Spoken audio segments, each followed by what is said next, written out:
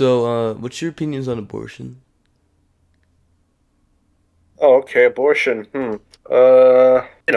good. It's good when when Mm-hmm. needed.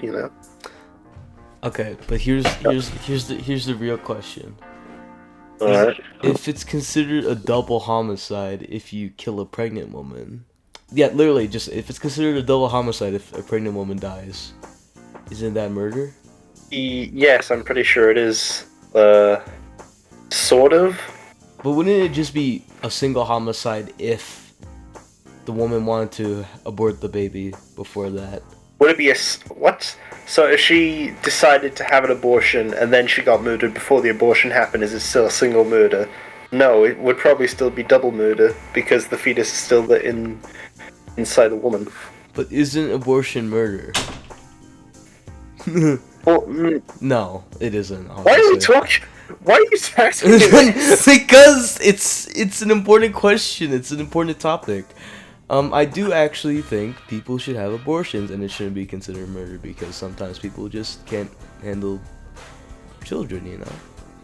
But Yeah. in the context of murdering someone, it is considered a double homicide, no matter what, right? I mean, I wouldn't really say it's murder because the fetus doesn't really have any agency or a choice to decide on it. I mean, Brad, there's like 8 billion people on Earth. There's a baby being birthed right now. We already have enough. 8 billion. I thought it went down or something. No, it's 8 billion. Around like 8 Hey, billion 100 something or more. I forget. I read somewhere that apparently people are having less babies because men and women aren't dating together as much, and apparently women, like 40% of women, are going to be single by 2030. Apparently. That's fair. I wouldn't want to date a man either. Well, of course you don't. What are you against it? No, I'm not against it. I just thought you were a hetero. Oh yeah, yeah, man, I am. But yeah, that was the important question of the day. Question of the day. I see. All right. But Have you yeah, started recording? yeah, I've already started recording. I recorded that whole abortion thing. So yeah, I had a feeling. you had a feeling? I had a feeling that you were, because you were probably going to use that as the cold open. I love doing cold opens. It makes it seem like there's something more to this.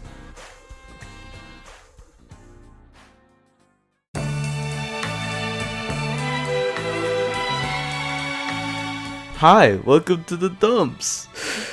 I mean, at least it's not been like how long? At least it's not been like what 6 months last time or whatever. It's only been like a month or two, I think, which is not. I think you released the last episode in July. Yeah, Yeah, that's not so that not the almost worst. almost 2 months. Not the worst, not the worst. It's gonna be okay because we're here to talk about some of the best, most epic, most fun, most loop-de-loop, most roller coaster like movies ever made. That's right, baby. We're doing 3 Baz Luhrmann films back to back. So Yep. the theme park's open. You've bought your tickets. Yep. Now we're gonna grab the map at the stand, at the Yep. information stand. We're gonna look at it. We're gonna have a look at the rides that are available to go on. We're gonna look at the waiting times. Yep. Ooh, let's look. Romeo plus Juliet. That has the shortest wait time. Let's go on Yep. that one first. We got a fast pass for the Great Gatsby, you know. Yeah. That one's in demand. Everyone wants that one. And now it's time. I'm so excited. I'm so joyous. I'm so excited to go on a 3-hour roller coaster ride that's full of loop-de-loops that don't lead anywhere. It's great. Oh no. See, it's different. It's not a 3 hour roller coaster ride. They're not all one big roller coaster ride. They're all separate rides, and not all of them are roller coasters. See, I'd say like Moulin Rouge is like a spinning teacup ride in the Oh, dark with really? flashing lights through it. That's what Moulin Rouge is. That's So, a teacup ride. so we're trying to like destroy epileptic people, basically, is what you're saying.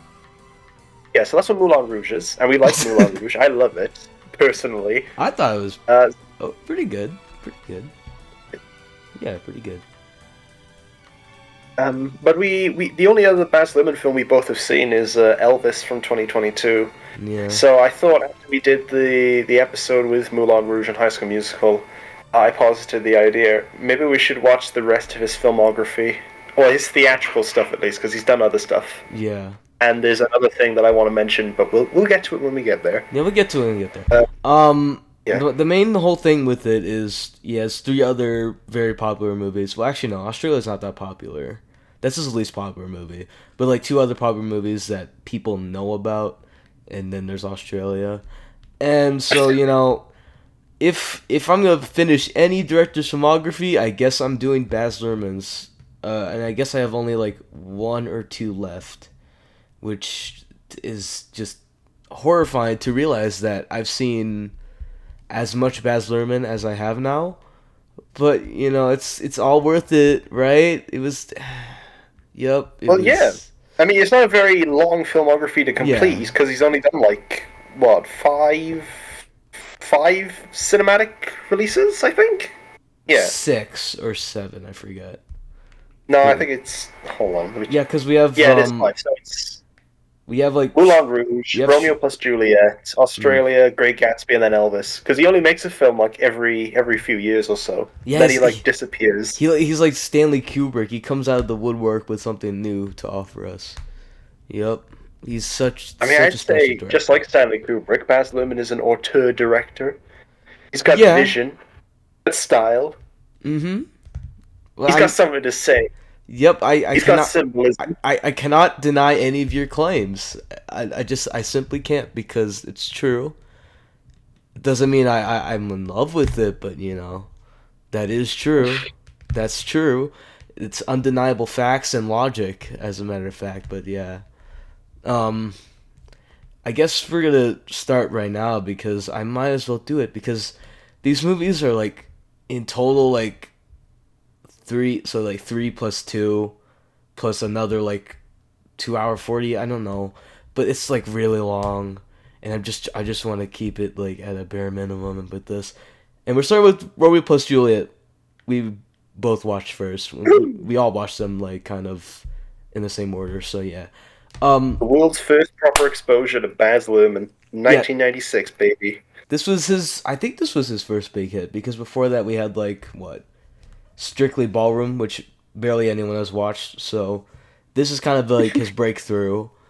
And wow, this is what made people recognize him. It's fine, and I think one of the main conceits of the movie that strictly work for me is that it's like super stylized, super 90s, but they're using the same Shakespearean dialect as the original text. And now, okay, I haven't read the text, the original text, in a long time.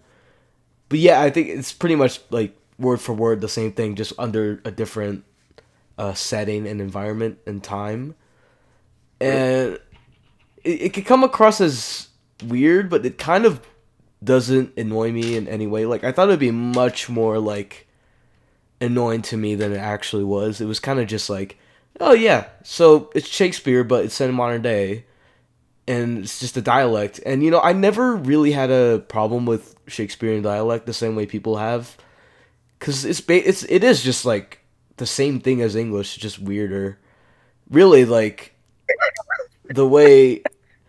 Really, Shakespeare was the slang of the time. Like, he was like the skibbity toilet of the times. Oh my god, what are you talking about? I'm not kidding. I mean, that's not how anyone used to talk. That's why it's called Shakespearean dialect. It's slang. Yeah, I know that's so like. I know that's the way of how he wrote and how he was a visionary and how everyone praised him for the way he talked and how he invented words. Mm-hmm. But like, people invent words now, and then people give him shit for inventing new stuff. And even then, back when Shakespeare was around, people did not agree with what he said. Some people thought his stuff was silly, but for the most part, people liked it. Now, if you try making up new words now, you mostly just get shit on for it. Well, because like My Little Rizzlers. Shut up. Shut the fuck up. I'm not wrong. Shut your I'm not baby wrong. Gronk mouth, okay? God I'm damn. not wrong. Gen Alpha it's been given a shit hand. All they did was make some funky new words, and everyone gave them shit for it. Yeah, but because it's like every year, like each generation has their own slang, and then the older generation hate on it. It's kind of like the cycle, and it just repeats over and over. It just escalated to like this weird internet thing. So really, internet slang is the same way as like saying Shakespearean dialect, and we're just all afraid to just like let it exist. You know, I mean, I think more people have embraced it ironically instead of just hating on it, which is not the worst thing. Oh, I definitely have. Yeah, I I know. definitely. Yeah, we know. And yeah, so this whole spiel is basically saying it is not that weird that they're doing Shakespearean dialect, and it kind of works. I was never I bothered by love it. it about how they use it because Yeah.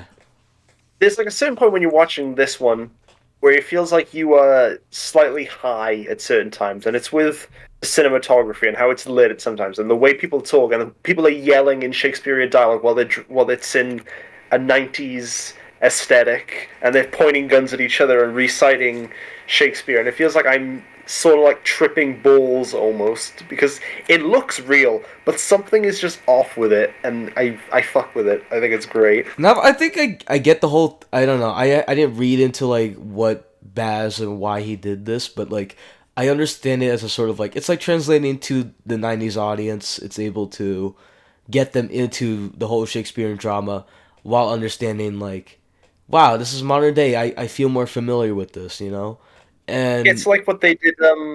It's like what they do with Sherlock Holmes when they did Sherlock. The oh BBC did Sherlock, the yeah, that's 2010 true. show where they take him from the Victorian times and they dump him in Hmm. like 2010s London, which Yeah, worked for about 2 seasons. But this is not the time for that. it's not the time for Just it. No, it's never time for it. wanted to bring a comparison as all. But yeah, I say it's completely successful. Actually, it's too bad I just don't like Romeo and Juliet as a story anyway. So I was going to ask if you wanted to talk about the original story before carrying on. So, y- what are your thoughts on Romeo and Juliet? Probably the most iconic love story it ever put is in literary fiction. because other iconic romances are kind of just based on Romeo plus Juliet, but better, like Titanic, and it's like it's West basically Side Story. well, I've only seen the That is Spielberg movie, so. that is West Side Story is so Romeo and Juliet. But yeah, no, I It is. heard it is just Romeo plus it is Romeo and Juliet, but it's in the like the suburbs, like that's or not the suburbs. I mean like the slums, and it's like that's the whole conceit of that movie and why that's a great movie. But like the original, just like the bare bones essential Romeo plus Juliet is Mhm. just fine to me. I get its whole conceit and I get like why it was important, but I just don't see it as like this in-depth tale that will be remembered for the ages. It's just kind of yeah, I mean, yeah. It's like the foundations of like every like romance. It's just that so many Forbidden others have romance. done it better. It was just kind of I mean, if I existed in like whenever that originally came out, I would just call it I overrated as think it was the fuck, bruh. 1500s. Yeah, 1500s. So we had much more time to build upon that and make something much better out of that. And I know it's like of course, you gotta like pay respects to like original art that originated a bunch of other stuff you like much better. But you can admit like you enjoy the like what came after Romeo plus Juliet more than Romeo and Juliet. Yeah, You're getting your yeah. terminologies confused now. I know because this whole I'm getting like the Baz Luhrmann brain rot right now. It's I like know. I I was can't, about to. You get it. Yeah, the yeah, brain rot. It's getting to you now. exactly. And I'm just like yeah. But the whole thing is like I just think like even if back then I read that story, I just don't think it would resonate that much with me.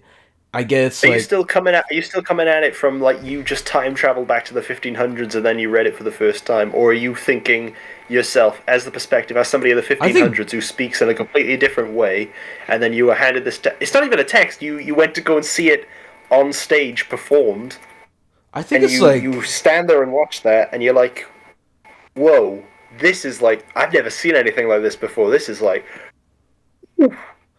I think this was one of the main stories that produced like the love at first sight stuff, and I'm not like the biggest fan of that when it's done poorly, and it was done pretty just fine in Romeo plus Juliet.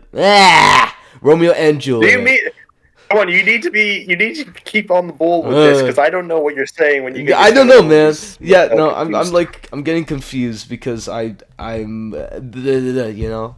Alright, so what you're saying is, you do not like the love at first sight used in the original text. Mm-hmm. Okay, why is that? I think that I get that on a basis, like, that does happen. It's not a fake thing.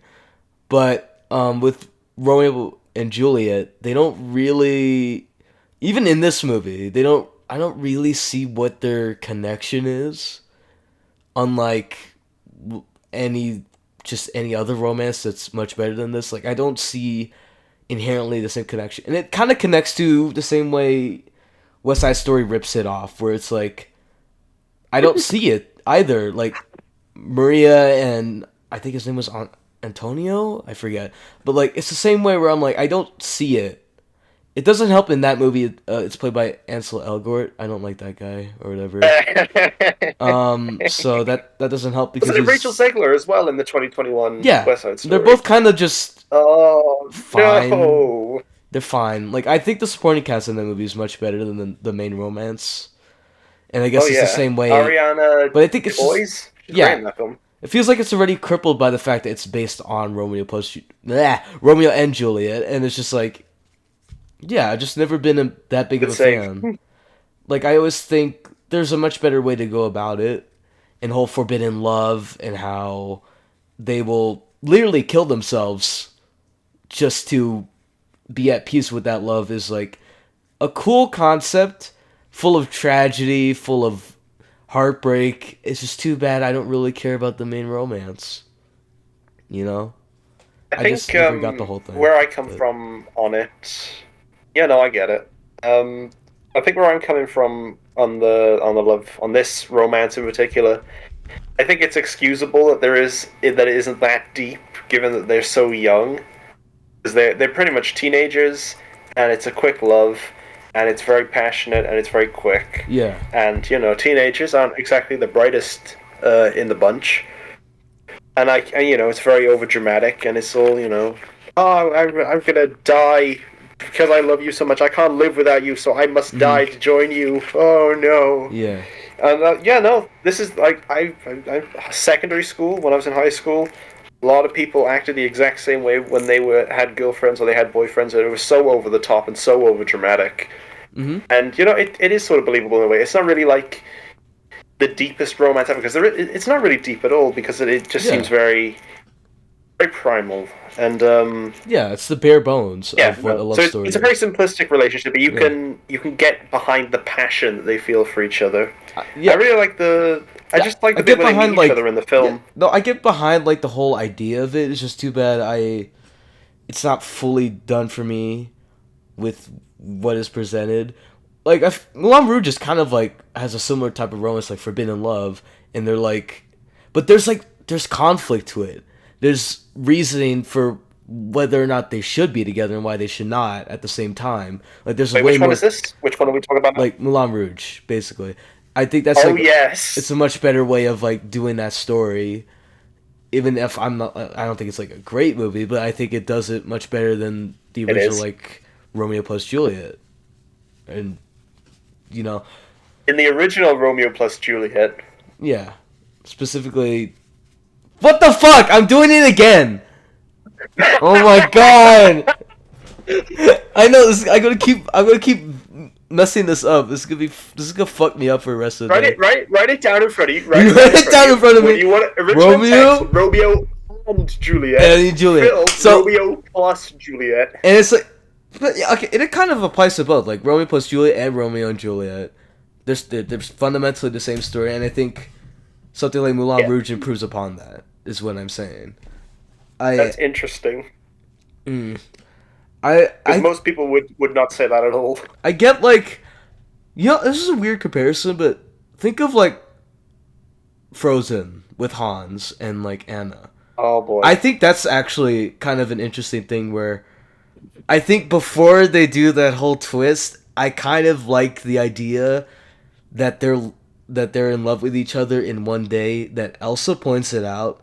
And then once you fundamentally like break down what is going on, they're so like oblivious and they're so like, but that's done much better because they have basic reasons like, oh, we have the same interests and same things. Like that's how like an actual relationship goes.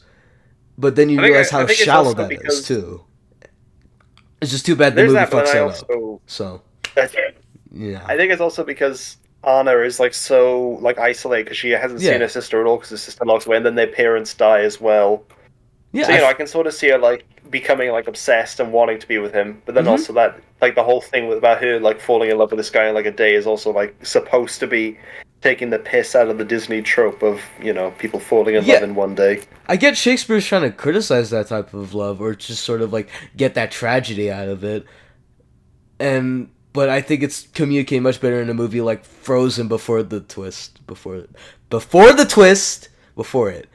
And it's before the twist. Yeah. Romeo and Juliet doesn't have that twist. Yeah, it doesn't have that bullshit, but yeah, you know, like, oh, Anna, if only there was someone out there who loved you. Oh my god. It's when the whole film just like falls apart and you're like, oh no. It's not even like a great movie before that, but like we had something, man. Did you have to just go and throw it in the trash? It's just like, come on. But yeah. I think I hate that film. I do. Not even because of that. That is just like one factor where I hate it. I might be subjective, but I haven't seen it in years. But the last time I remember watching it, I hated it. But then that's also partly because of the like the overexposure for like that good long chunk of the 2010s after it came out, and it was just fucking everywhere. And it is still kind of everywhere to this day. Yeah, it's weird. The second movie not talked about, but that first movie still has its fucking power over children. It's scary. But yeah. We're going on a long tangent because Romeo and Juliet is just a story that's just like been adapted in multiple ways, not like just direct adaptation, but like in so many ways because it is just like a fundamental story. Like Romeo and Juliet. Oh, thank you for Romeo and Juliet. Thank you for reminding me that exists because I've watched it. I'm telling you right now. Every time I used to have cable, right? Every time. I would go on network TV, go like something like ABC Family. I would see that fucking movie being replayed again. It got replayed every week. I'm telling you. Sometimes I was forced to sit down and watch it again. It was fucking horrible. Who's forcing you? My mom. Oh my god! It's not even that good a film. I know, it's so bad. It's not even. I bet it's not even the worst movie if I rewatch it. But like. I have so many like trauma connected to that because I think I was like guilt tripped into liking that movie, and then guilt tripped you. I was because if you who guilt tripped you? My mom, because it's like if I was forced to. It's not even like she said anything. Like if the fact that I've been forced to watch that movie at least like 100 times, then you're gonna eventually be gaslit into thinking it's a good movie. I'm not kidding. It kind of like it's just kind of buried in my memory, and you just reminded me again. I hate you. Oh my god. Oh. But yeah. Maybe we should watch that next for the podcast. No.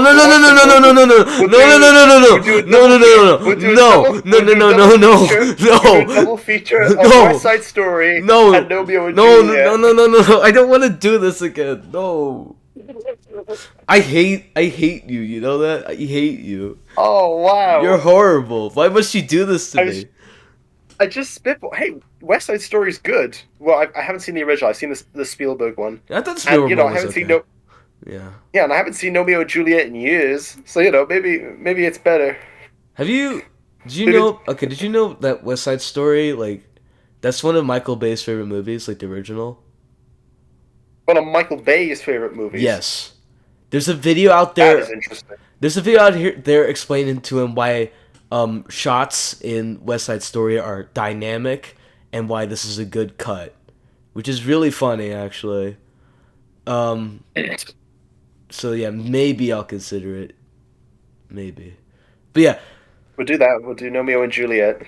Fuck. We've sidetracked so hard, dude. Holy Let's shit. swerve back onto Romeo plus Oh, Juliet. I'm sorry yeah. for dragging this away. So what? Here Yeah. we go. So stars Leonardo DiCaprio as not Nomeo, Romeo, No! and Not Romeo! No.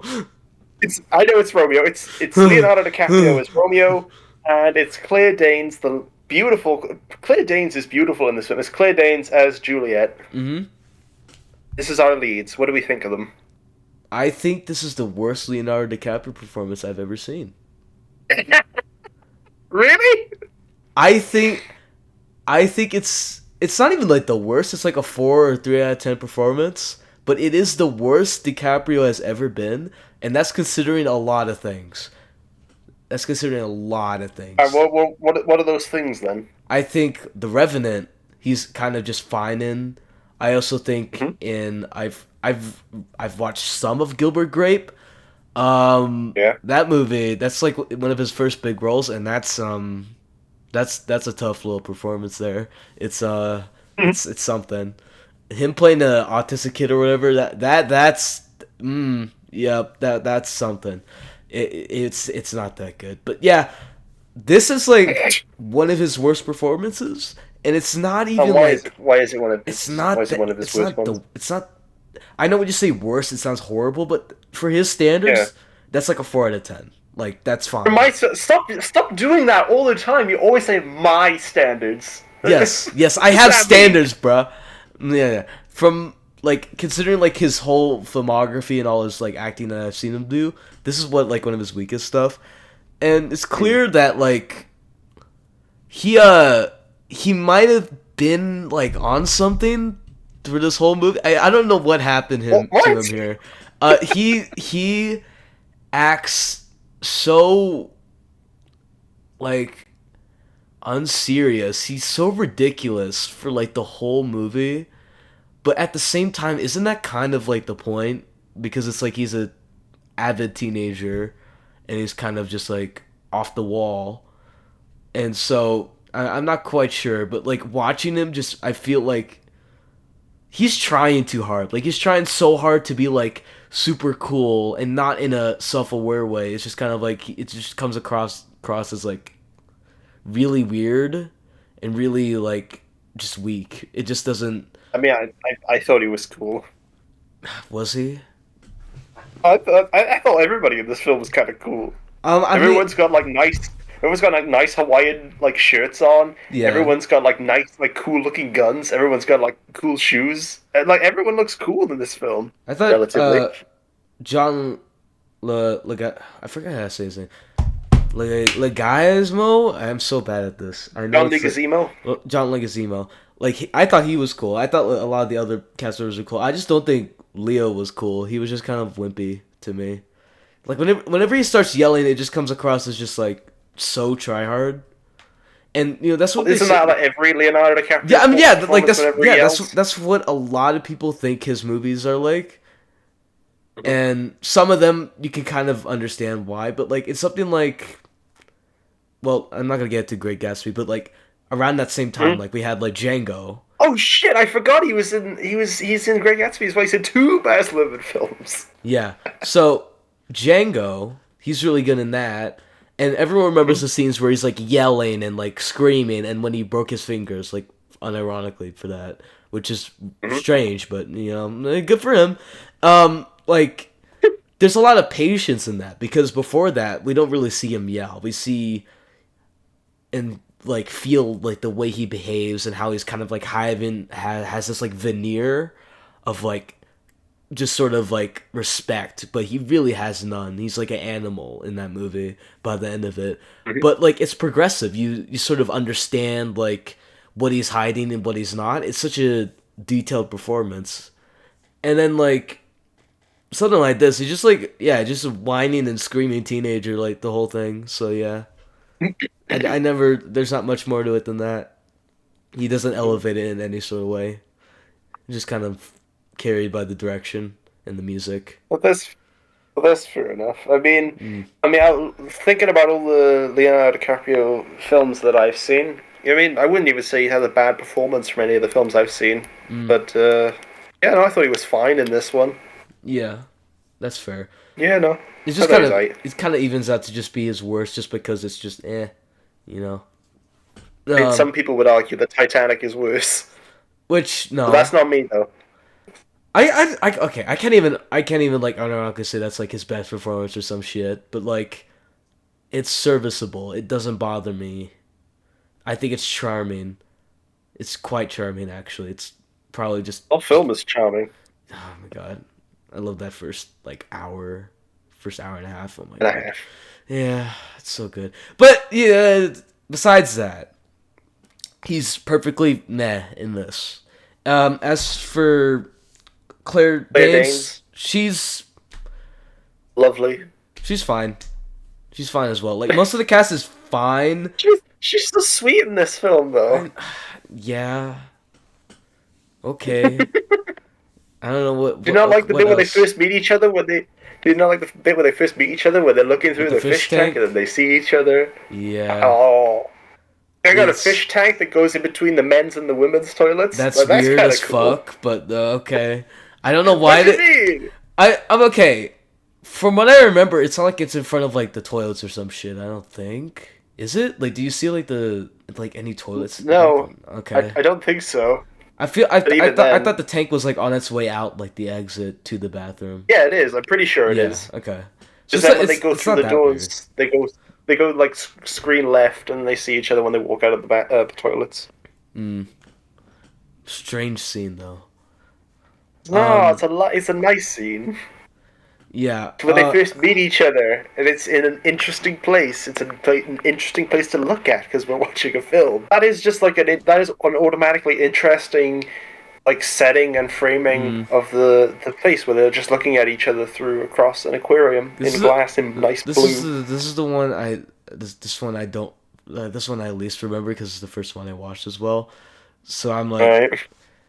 they do that, and then he kind of runs off outside of the gang, and he meets with her outside next to the pool. No. You've skipped over the whole part where they're running through the party and they start like necking in the elevator, Oh, and trying to avoid her parents. yeah, and they discover who they are, like what part of like clans they are in. Yeah, that Yeah, whole she's thing. Capulet, he's Montague. She's a red, I'm the blue. No, that's the wrong film. Oh man, and so that happens. He runs off, goes see her at the pool. That whole thing Pool bit's happens. nice. Pool bit's sweet. Mm-hmm. Yep. I really don't have much to say about it. I think the whole framing of like that discovery is cool, but then after that, that's when the film starts to be like, oh, okay. So we're doing just doing Romeo plus Juliet now. Doing the whole It's Romeo and Juliet. yeah, Romeo and Juliet. Fuck! Ah. So then they keep going back to seeing each other, Yeah. and then they try to they arrange start a to catch wind. marriage. Both families, they do get married. Yeah, no, they arrange marriage and they do. And Yeah, then they get married. it's So then they start catching on. Then the tensions between the two families mhm. start rising, and then who dies? Someone dies. Loads of people die in this film. It's Mercutio. Mercutio, yeah, he gets shot. He gets shot by Tybalt, and then Leo goes and shoots Tybalt, Yeah. and then afterwards, Yep. it all just sort of falls apart from there. Yeah. The tragedy happens. The tragedy of a Shakespearean tragedy. Who's the one that gets into a coma? Was it The one. Romeo? So Juliet, no, it's Wait. Juliet, and she pretends to be in a deathless sleep, and she sends the letter to Romeo to tell him to come back and get her because she's faking her death, so the rest of her family will leave her alone Yeah. because her father wants her to marry Paul Rudd, and Paul Rudd is in this film as well. Yeah, For okay. like 3 minutes. Yeah, no, what's weird is he's like on a magazine and he's like part of the main plot, but he kind of just barely says anything. I don't think he says No, a he's word. barely in this film, but it's like he does. He's in the party scene. He's in the first party scene around the half-hour mark, and then he shows back up again at like 2/3 in, and it's so weird because Paul Rudd is barely in this, but he's just kind of like there Yeah, as I Dave don't. Paris. His early roles are Very weird weird. because like he did like You know he did like one of the Halloween movies, right? I forget which one, but he did do that. He did what? He did a Halloween film? Yeah, and he was the main character. Halloween: The Curse of Michael Myers. I see. Yeah, and he just did a bunch of other random roles. I forget. It was like a certain TV role that made him famous. I forget. And yeah, he was in Friends. Yeah, that okay. And then there might be something else that he was in, but I do remember that he was in like Friends for quite a bit as Phoebe's boyfriend. But yeah, he just has a bunch of random roles, and I guess he was in this for like 2 minutes. That was weird. I honestly kind of forgot he was in it. So oops. I don't. Now back to what I was saying about Juliet. So Juliet goes to fake her death.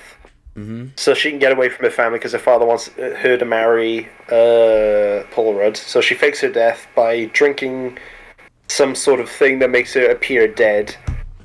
So and then she asks somebody to send her a letter to Romeo, who's ran off because the police are looking for him because he shot Tybalt. Yeah. So he's hiding out. So can you send this letter to Romeo so to let him know that I'm just faking my death? You come to get me, Romeo, and we can go off together somewhere else. But the problem is that the letter gets lost in the mail. Fucking U.S. mail service. Right, people? So like one of the fucking Capulet boys, or like some random like altar boy who's with the priest guy, the father guy, he goes and runs off to go tell Romeo, oh yeah, Juliet's dead. And then there's the priest guy, the father guy, goes to the American mail service. Is like, what the fuck happened to this letter? It's supposed to get to Romeo, and Romeo's like driving all the way right back to the city while the police are chasing him. He gets to like the Capulet crypt, and then he goes down and he goes to Juliet, and it's all one big misunderstanding. And I'm pretty sure it's also a misunderstanding in the original text. Yes, it was. Well. Yes, it was. Yes, it was. It's so true to the source material. So he goes down to the crypt. Where she's being kept. And might I say, that crypt looks really, really nice. With all the flowers and the lighting. You even see it, like, it's teased early on when you see it in, like, a flash forward in the start of the film. It looks so nice. So he goes down there, and he goes to Juliet. And he thinks, like, she's, like, he's, like, properly dead, because he doesn't know the thing. And so he's got the, Oh, yeah, no, before that, he goes to the father, and... Yeah. Hold on, he gets poisoned from somewhere. Yeah. No, he doesn't. Yeah, no, he gets poisoned from somewhere. He gets poisoned. Oh, yes, he gets it from, like, some guy he meets. Yeah, no, and it's, like, a whole thing. It's like, okay, drink this if you want to, like, blah, blah, blah. And this all leads up to kill the you end. Instantly. Yeah, and it was like, oh, I must drink this. I must die with my love. And as soon as he does that, as soon as he does that, as he wakes up. Yes, he wakes up as soon as he drinks it. And then he dies. And then I think she kills herself or something. She kills herself because she can't live without him because he's dead now. So she grabs his gun and then shoots herself. And that's movie over. And then there's like a little bit at the end where like the news reporter's like, a tragedy struck here, and then blah blah blah blah blah, and it zooms out because at the beginning quotes the end of the book. Yeah. And then the police chief goes to like the two fathers of the families, and it's like, oh, you fucked up. Your rivalry caused the end of this love. God damn it. Exactly. Yeah, and that's the greatest love story ever told. Romeo and Juliet, baby. Apparently it is. It's not, but sure. I don't believe it's so, but I do think it's an important work that, you should at least be familiar with and know its influences and, where it came from and how important it is. I think it's a decent story. It's not my favorite love story, but I enjoy it, and I enjoyed it told by Baz Luhrmann. I can't say Baz Luhrmann got in the way of the story, because it is just his style, exemplifying a lot of stuff going on in this movie. And like the entire script is just like it's just the original text just transposed onto a movie script. Yeah. And that is perfectly fine. Except it's set in the 90s and it's like gang warfare. Yeah. The opening scene, I love the opening scene. It's so funny. It's so funny. Picture perfect. One of the guys like tries shooting and he just like misses every time. And he keeps like jumping around and he doesn't know where he's aiming at. It's so stupid. Yeah, they just basically tease him around for a while. Dude, one of them used like the gasoline. I forget, but like that's the whole thing. Gasoline starts spilling. Yeah. And he starts comically running off away from the...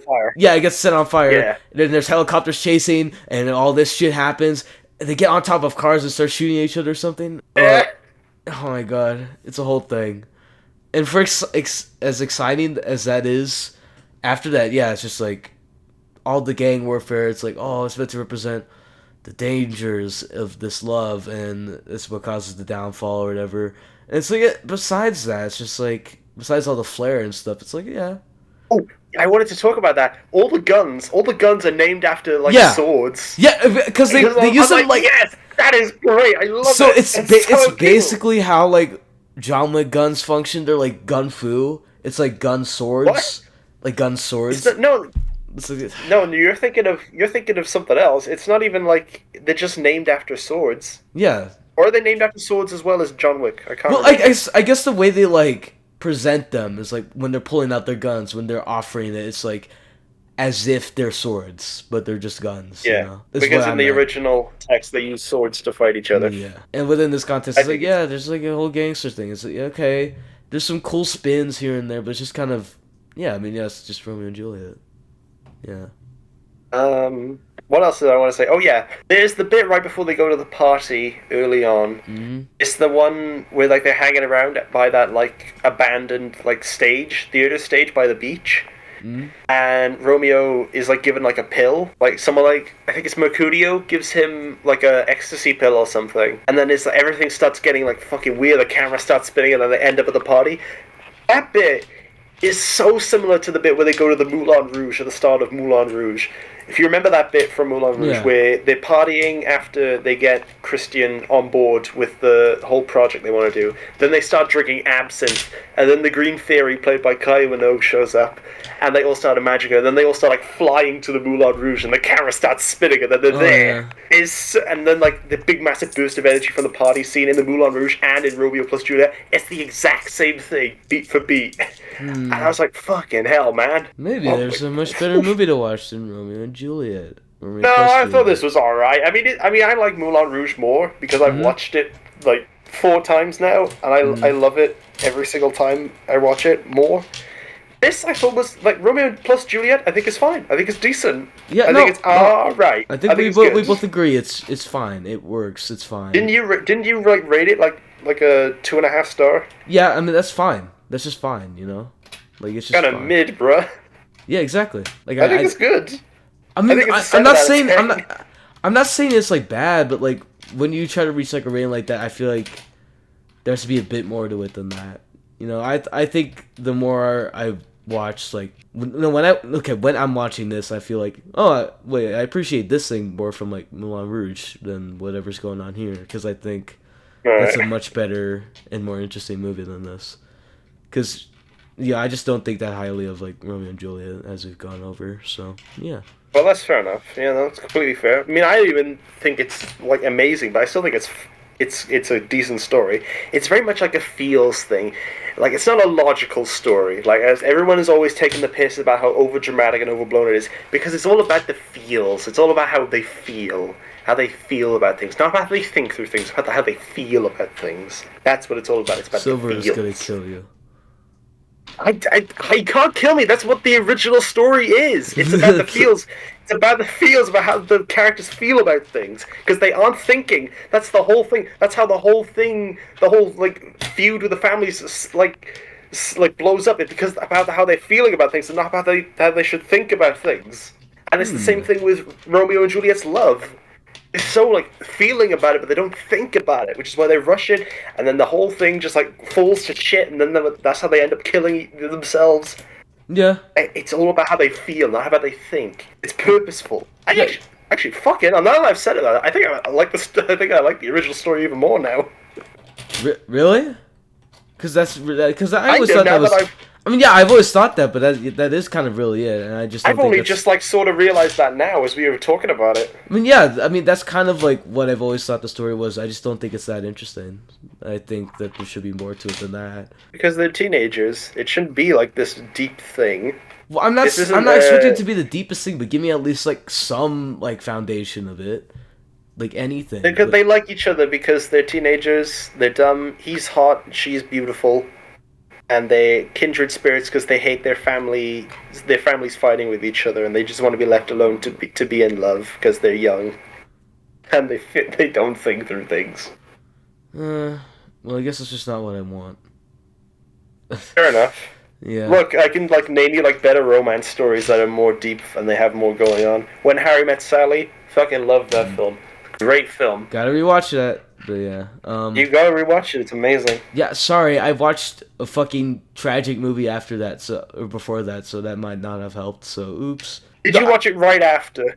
Yes, I'm not joking. So I had this. Right. I did this thing where I watched the black drama about like killings and like the political climate at the time with black people in LA and stuff, Menace to Society. I watched that, which is a very intense, fast moving, and scary and horrific story.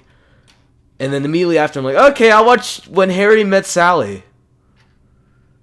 This lovely romance that is... That's a lovely double feature right there. Yeah, yep, I'm never doing that again.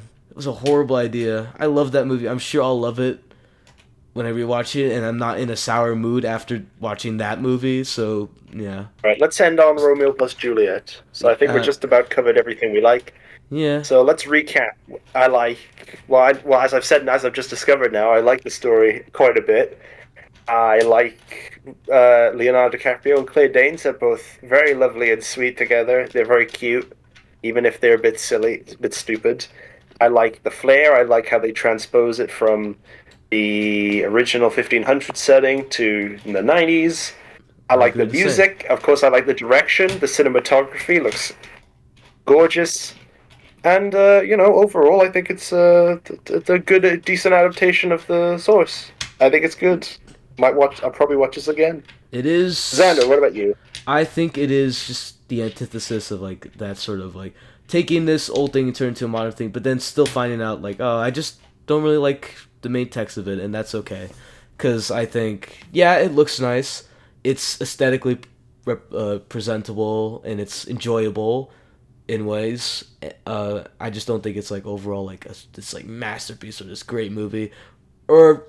like this fully entertaining movie for me to go back and revisit again.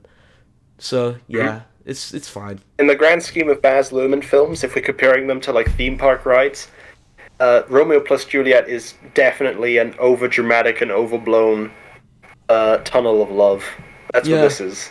It's a tunnel of love that goes on forever. Just wrap it up, man. It is literally only just 2 hours, like 2 hours on the mark. That's still pretty long. That's not that long. It's pretty long. At the other Baz Luhrmann it's pretty films. long, dude. Really not. Like, you know what you could do in that time? In that time, you could watch like the Dumpster episode. Much better use of your time. Which one? I'm pretty sure there's a 2-hour one. I forget which one it was though. Oops. Okay, this is probably like the shortest Baz Luhrmann film out of all of them. I think, because Moulin Rouge is like 2 hours 10. Elvis is like 2.5 hours. Great Gatsby is like 2 hours 45. No, it's not. Great Gatsby is 2 hours 20. Australia is 2 hours 45.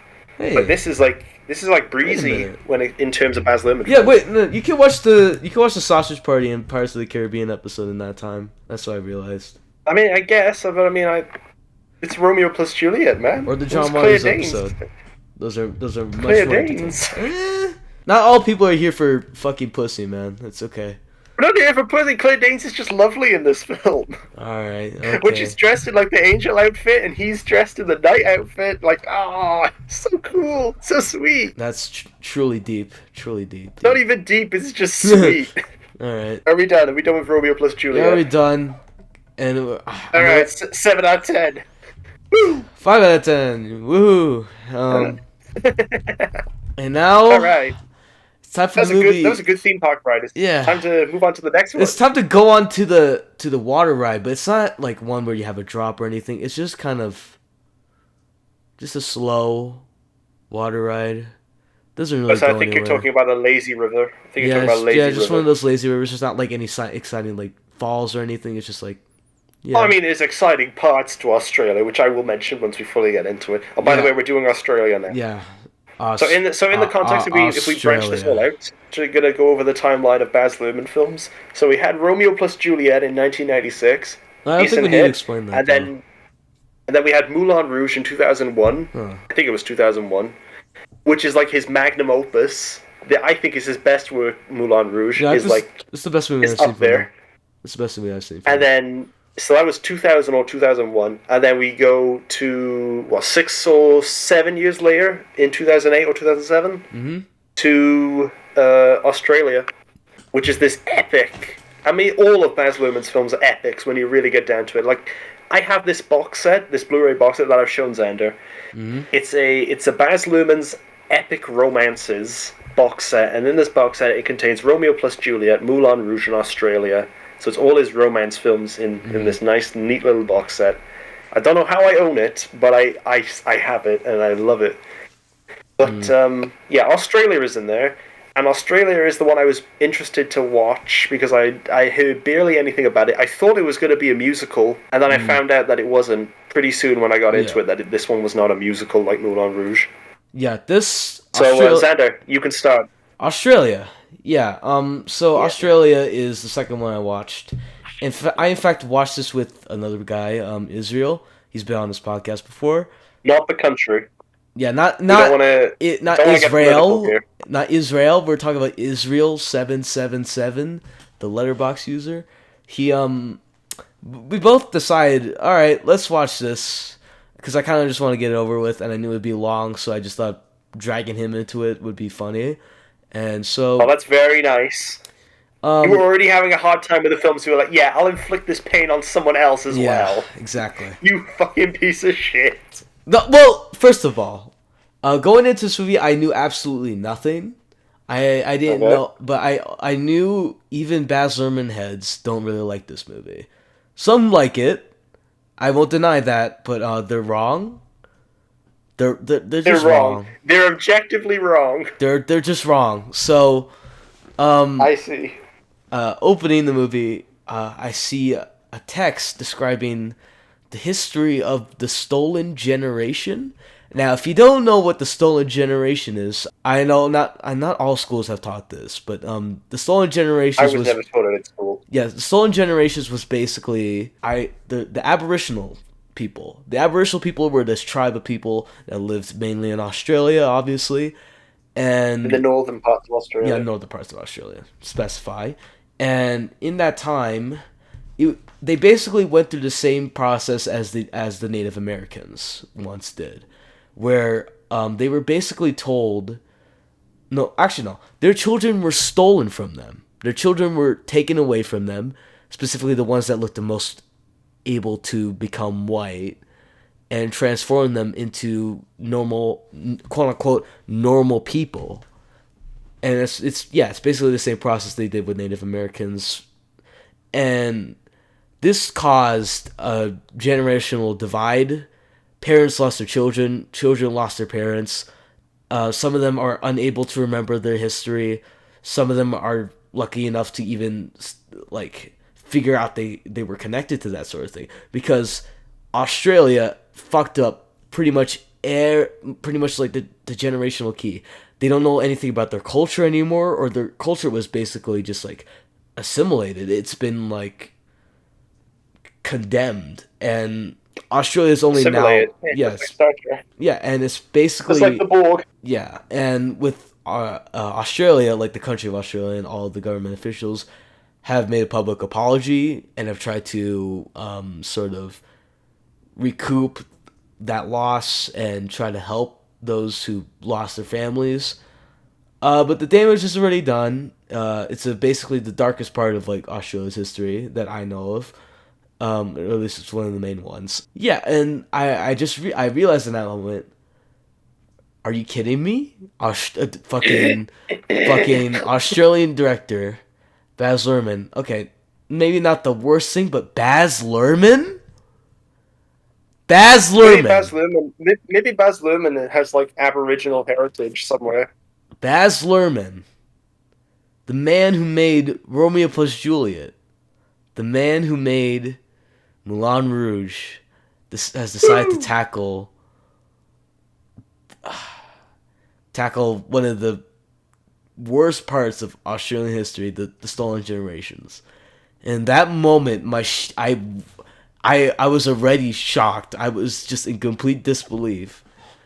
Well, hold on, Xander, hold on here. I want a little quick pit stop for a second. How do you think people felt when Steven Spielberg did Schindler's List after doing all those blockbusters and kids movies?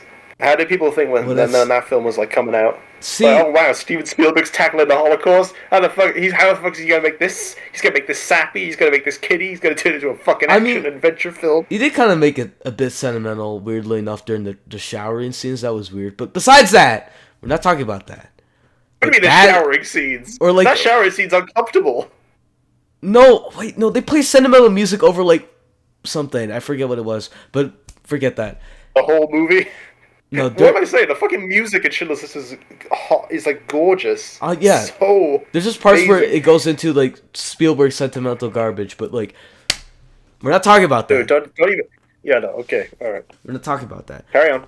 But yeah, carry on. It's different because Baz Luhrmann. I don't like even in Spielberg's most like populist, like sort of just like simple movies like E.T. There's so much emotion in that. And there's so much like depth to like Raiders of the Lost Ark or really any of the indie movies like those. Well, besides the last one, but that's not directed by Spielberg, so it doesn't count.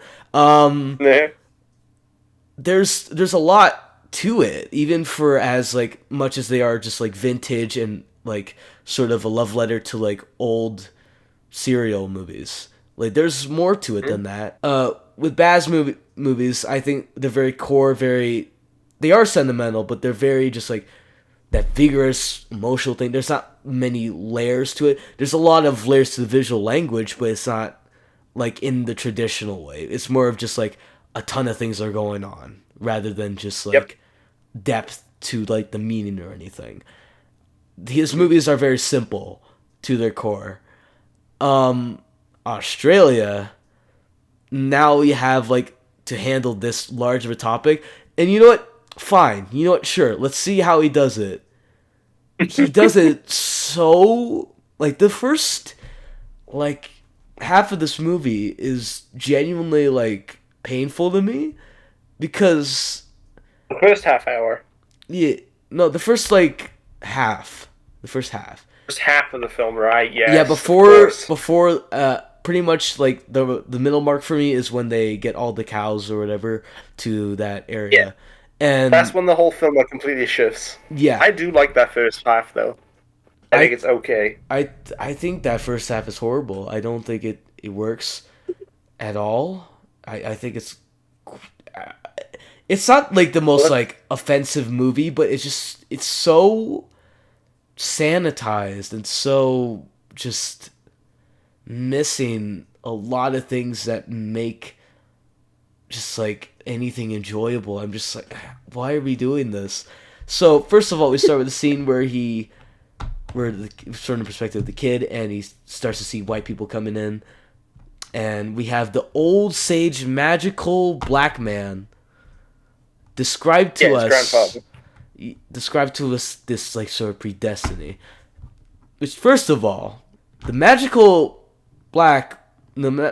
old sage of a native tribe is already kind of stereotypical and kind of racist, which is that's not cool, man. That's not cool.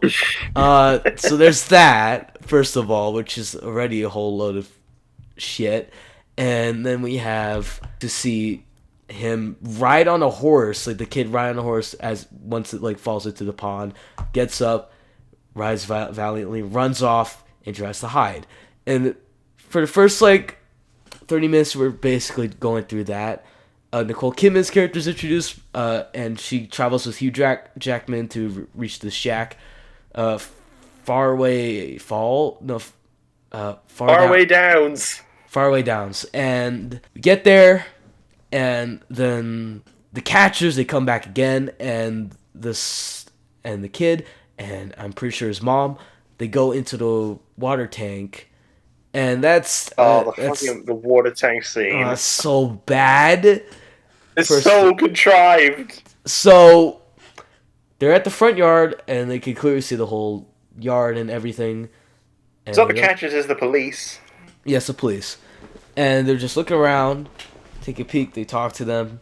All the meanwhile, one of them tries getting water, which activates the water tank. And so the water starts filling up, and the mother tries to keep the kid alive. But in that time, she eventually drowns. They even at one point they pop out, I think, or they get close to, and no one notices this at all. For some reason, somehow this lady is not able to climb up, or the same way the kid does, because oh, she's an adult, it's different. When no, it's not. It's not. Like they could both hang on to it. It's like, is she not able to swim? Like what's her deal? But Not even like it's not even that. it's very easy. It's very easy to just cling onto it. It's not like that deep either. So I don't know. Is that, and what it's she's also doing. just very easy to like float on the water if you know what you're doing. All you do is just like.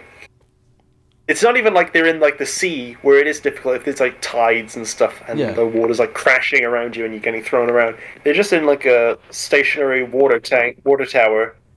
Water is just like around them. It's not like crashing against them. You could just either like just like keep above the water until you get to the top where it might get a bit dicey. Yeah, and she dies in a very just stupid death, and it is so stupid and contrived. I was like, "What? Really?" That was when the film started to lose me a bit. I was like, "Really? Come on, man!" And so stupid. Yeah, and so from here on out, we're now they're trying to like renovate the place, gather up the cows, and trying to make some money, and that's pretty much the rest of like that first half. I mean, you're talking about this. You're talking about the film as if people have already seen it. We got to try and like explain why they're doing this in the first place. Well, I forget like the specific reasons, but they're like. Well, I will help you there because I can remember. Okay. All right, so this is all about a white British woman played by Nicole Kidman, the Australian actress. She's very oblivious to everything around her, and she's like. She's a horse rider. She rides the horses, and she's rich, and she's white. Yep. And her husband owns this this place in Australia called Faraway Downs, which is like a sort of farm thing. Yeah. And he's just recently died because the grandfather of an Aboriginal child who works at that place has killed the... Oh, wait, no, it wasn't... No, it wasn't him who killed... It wasn't him, no. No, it wasn't him. So, no, her husband has just died, and now she has to go to Faraway Downs in Australia to go and settle some things and figure out what she wants to do with the place. Meanwhile, this evil cattle company guy wants to get Faraway Downs. He wants the place, and so it's secretly that he ordered for the husband to be killed. Yeah, and he's he wants to get the place. He wants to get the land, and the Nicole Kidman has to figure out. I gotta somehow save this place. I want to keep this place. I don't want to sell it off to anybody. With the help of Hugh Jackman and the drunk. The Drover. Yeah. And so... He doesn't have a name, he's just called the Drover. Yeah, and so they go on this quest for a little bit. The kid... Go on this quest! And the kid settles in, tries to help as well. And... Never mind, no, that's... part into the journey. They gotta get the cows. Yeah, they gotta get the cows to the harbor. Yeah, so they get the cows to the harbor. They go. I forget why the chase happens or like why the cows start running off. Oh, because they gotta get the cows onto the ship first because the evil cattle owner is signing like a deal with the army captain who wants the cows on the ship, but he was gonna like. No, I'm talking about the previous thing, what causes them to all get rowdy and like start to divert off and stuff. Because the evil cattle owners are fucking with it, so they bring it off course and then they get them to the cliff. Mm-hmm. And that bit, that's an exciting bit. The bit by the cliffside, that bit's exciting. No. What do you mean no? No. That bit was exciting. Yeah. No. What do you mean? Well, explain it then. Why? It's all green screen CG. What's so interesting about it? What's so interesting? Well, it was green screen, and you could, but at least there was something exciting. And I was like, oh, finally, a little bit of action. The drunk guy, he dies, and I'm supposed to carry him. Like, okay. Oh, I was kind of sad when he died, though. I wasn't. He was just kind of boring. What the fuck was his point? I don't know.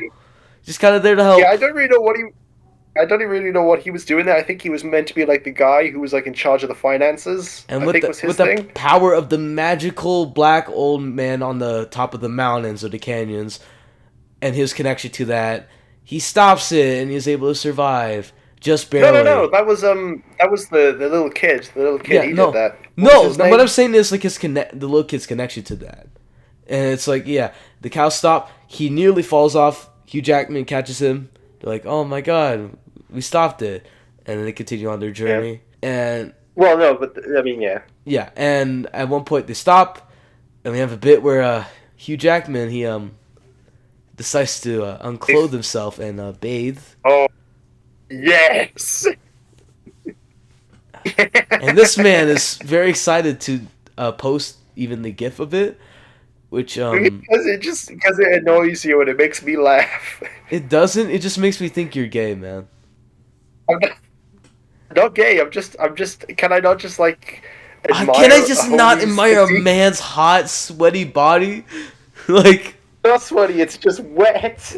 hot, wet body. Same thing! I know what you I want. can't admire a homie. I can't admire a homie's physique. No, Have you not bro, watched no, Deadpool bro, and Wolverine? no, The bro, guy's like 65 years old and when- Shut up! No, bro's like Josh from watching The Boys, bro. He's only there for the Oh, dick. piss off. He's only I there don't for the even- dick. He's there for the dick, bro. It's not even like that cool. It's so obvious bait. I don't know why you fall for it. It's like you're jerking off to him. It's not even that I'm falling for it. It's Yes, just like, you okay. are. Like, can I not like admire a homie's physique? Like, you know, it takes a lot of effort to get in that shape. And I then mean, to maintain it. Like, obviously, I think it's cool Hugh Jackman got into shape for like that Deadpool Wolverine movie. Too bad it looks terrible, but oh, he does not. He's 55 years old and he's still fucking shredded, man. no, I mean He the can still movie's do it. terrible. I don't mean his. Have you seen physique. it? Have you seen it? It looks terrible. Is what I'm saying. I'm not saying it is terrible. I thought it was okay. Sure. All right. There's definitely fall downs, but I thought it was okay. Yeah. But like, this is such obvious. The way he frames everything, like, there's no way you're just like, ah, yes, I'm just admiring the physique. I'm personally admiring it, but then also you gotta understand, it's not just men who are watching this film. This film is for women as well. Yeah, no, one of the top reviews was Hugh Jackman. I'll watch anything for Hugh Jackman or some shit. Which, Oh yeah. yeah, man. But yeah, that happens. And there's this one scene where I forget if it is at this point, but Nicole Kidman, she tries to comfort the kid. But actually, this was right after he lost her mother, so I kind of backtracking. And she kind of like retells him like the story of the Wizard of Oz, and that comforts him. Oh yeah. Which, it's not the worst, but Yeah, she's saying the rainbow. it feels kind of like, I don't know, some people interpret it as kind of like, oh, it's like he like the white savior thing, where it's like, oh, we're here to save you. But I don't know, it's not necessarily that. It's just kind of shallow. It's like, yeah, that, and then they kind of overplay it in the soundtrack a lot. You can hear like Somewhere Over the Rainbow in the soundtrack quite often. Oh yeah. And there's that, and it just becomes really annoying. So that aspect is also there. And They overused Danger Zone in Top Gun. Well, no, Danger Take My Zone's- Breath Away. those two, that's much better. Like, Somewhere Over the Rainbow, I'm just like, oh, you're trying to enforce a sentimental value. It's like, yes, tell the Aboriginal children about our American culture and how that will comfort him. Yep, yippee. After losing his mother, he's kind of lost his connection to that. Yippee, you know? It feels weird because now he's like being like roped into this stuff. We don't really question that, and it feels weird they specifically needed like the Aboriginal thing for that. They didn't really need to do that, but it's weird now under this context. It's like, yay, this kid's safe with the white people, and he's connected with his magical grandfather. And I'm like, I'm not sure if I like the Not magical, it's implications. spiritual. Yeah, I'm not It's sure if spiritual. I'm not sure if I like the implications of that. It's like, that's weird. That's a bit weird. And it's weird, like, initially I was kind of offended by the fact that he's doing this, but it's weird how much he underplays it. Because this We're whole talking about now Baz Luhrmann. Yeah, Baz Luhrmann, and it feels weird how much he underplays it, because it's weird, why did you even have to introduce it in the first place? And I get, like, this is about this big epic about Australia, and, like, this important time, but it doesn't really dive into that stuff, because it's actually more about the cow stuff, and also the war later on. So, like, what? I don't quite get the point of this. And what's like the deep connection between all these different things? Like, what's necessarily making this grand epic about Australia? What's the cohesive statement? I'm not sure. like persevere in like dark times, staying together in these dark times? I guess so, because after like they accomplish their goals and they serve that, now they kind of divert off. They're established more as a family, and then the war happens, and there's this long, just kind of. I'm just kind of bored throughout that second half because now there's less interesting stuff to talk about. There's no like weird Wizard of Oz scene or how the mother dies weirdly or like the cow chase or anything like that. It's just kind of now just like it's like one of those war epics that you would never want to watch willingly. It's just really long, doesn't really say anything. Sure, it's technically fine. It has all the technical aspects to be fine. Like All Quiet on the Western Front 2022. I'm bringing that up. But in the end, like, what the fuck am I supposed to get out of this? What was worth the 3 hours of my time to... If it was just that first half, maybe I'd be less harsh, but at the same time more harsh, because then that would just be like, oh, that's just kind of a corny, kind of offensive little movie. But it's not even that offensive. It's just kind of weird. Corny, offensive movie. Yeah. I don't think I've ever you had those two adjectives used at the same time to describe the film. Yeah, I know. Corny. Yeah, and it's just like, yeah. Now the second half is just kind of really boring, and I'm just like, wow. If you're gonna do this to me, at least if you're gonna do like anything, just don't make it boring bad. But no, they decided to make it boring bad instead of interestingly bad like the first half. It's just, yeah. I don't know. I mean, yeah, I mean, yeah, like the second half definitely like really slows up and gets a bit more uninteresting because it feels like it just keeps going and going, and then it feels like it's ending. Then it feels like an end point is reached, and then it keeps going. Then it feels like an end point is reached, and then it keeps going, and it keeps repeating that until you get to 2 hours and 45 minutes. First of all, you got that fake out that Nicole Kidman's dead, and they're trying to figure out if she's dead, and then now the kid's lost, and they're trying to rescue that kid, and then once they save, they try to make it back, and then the evil bad guy business guy, he shows up again, tries to stop them, and then they have like a sort of final shootout, and I just kind of sped through that. I unironically went like 2 times speed on that shit by then. Why'd you do that? You can't absorb the impact or the emotions of the scene if you're doing it at times 2 speed.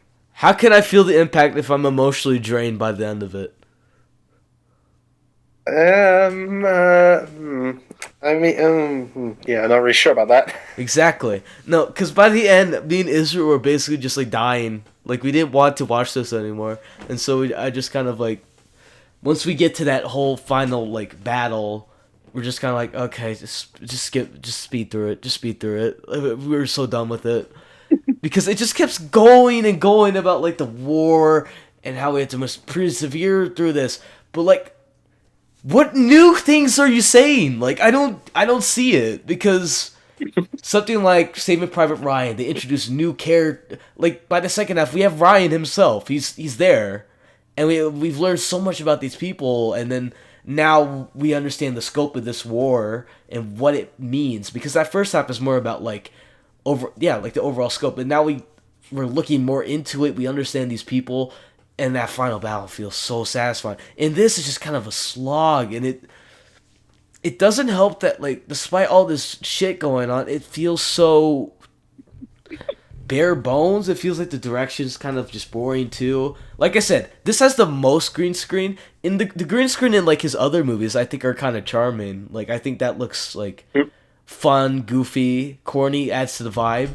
This is just, like, it feels like the start of just the full green screen backgrounds, because obviously they just are unwilling, or they just can't like go to Australia and go to these sweeping landscapes, so they can't like reach it for the budget. They definitely did film in Australia in some parts. They had to. I'm pretty sure they did. I think they did, but it's like those big scenes, they feel so much smaller, even though they're meant to be big because of the green screen stuff, and it doesn't help. It just keeps going on and on. And it's the same way. It's like a Michael Bay movie, where you're just kind of, by the end, you're just kind of like, where am I?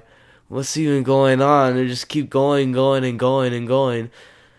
But like, it's also not the same at the same time, because that's what everyone thinks. Like the average person, like when watching a Michael Bay movie, that's what they feel. I feel that specifically watching this movie, because I think Baz works in like at most like 2 hours, and even then he does slow down.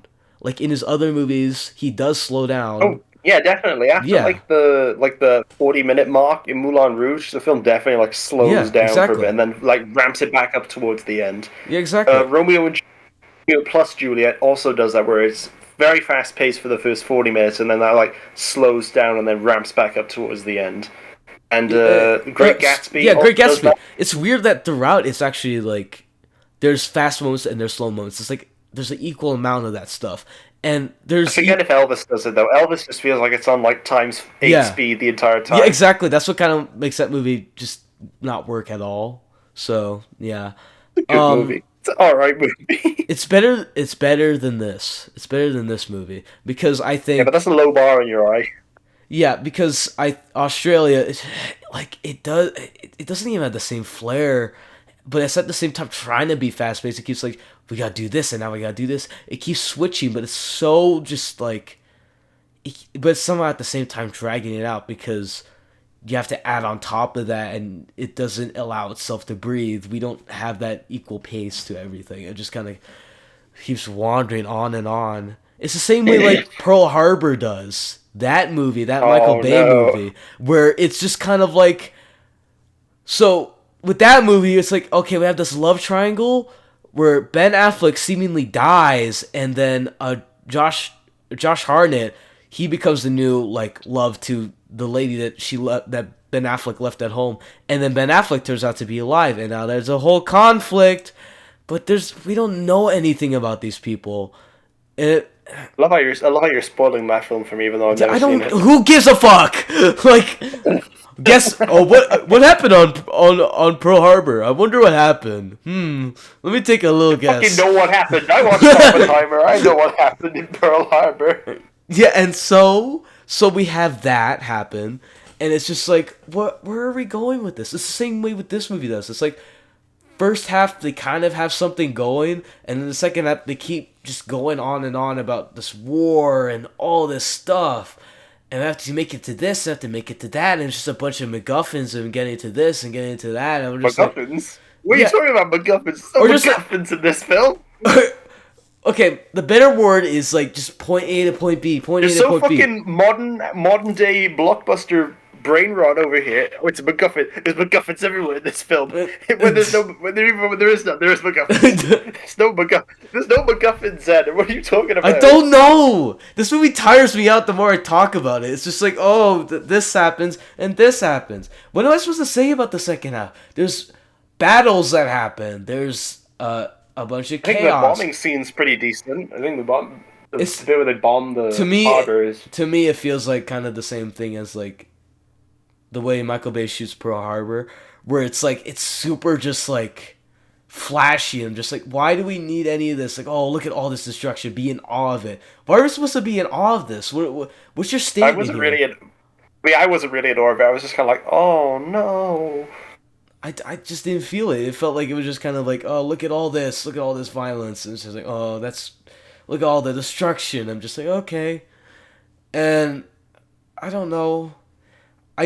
Since we accomplished that goals, what are we even trying to do here? What's our statement? I don't know. It's all about the preservation of the found family. It's all about Nicole Kidman and the Drover and Nulla, and they're all gonna be one. They just want to be one nice little family in faraway downs, just doing the cattle thing. Okay. Do you like the romance between Hugh Jackman and Nicole Kidman? This is what I wanted to talk about. This is what I wanted to get right on to. Yeah. So it's part of my Blu-ray box set, my previously mentioned box set, of the Baz Luhrmann's epic romances.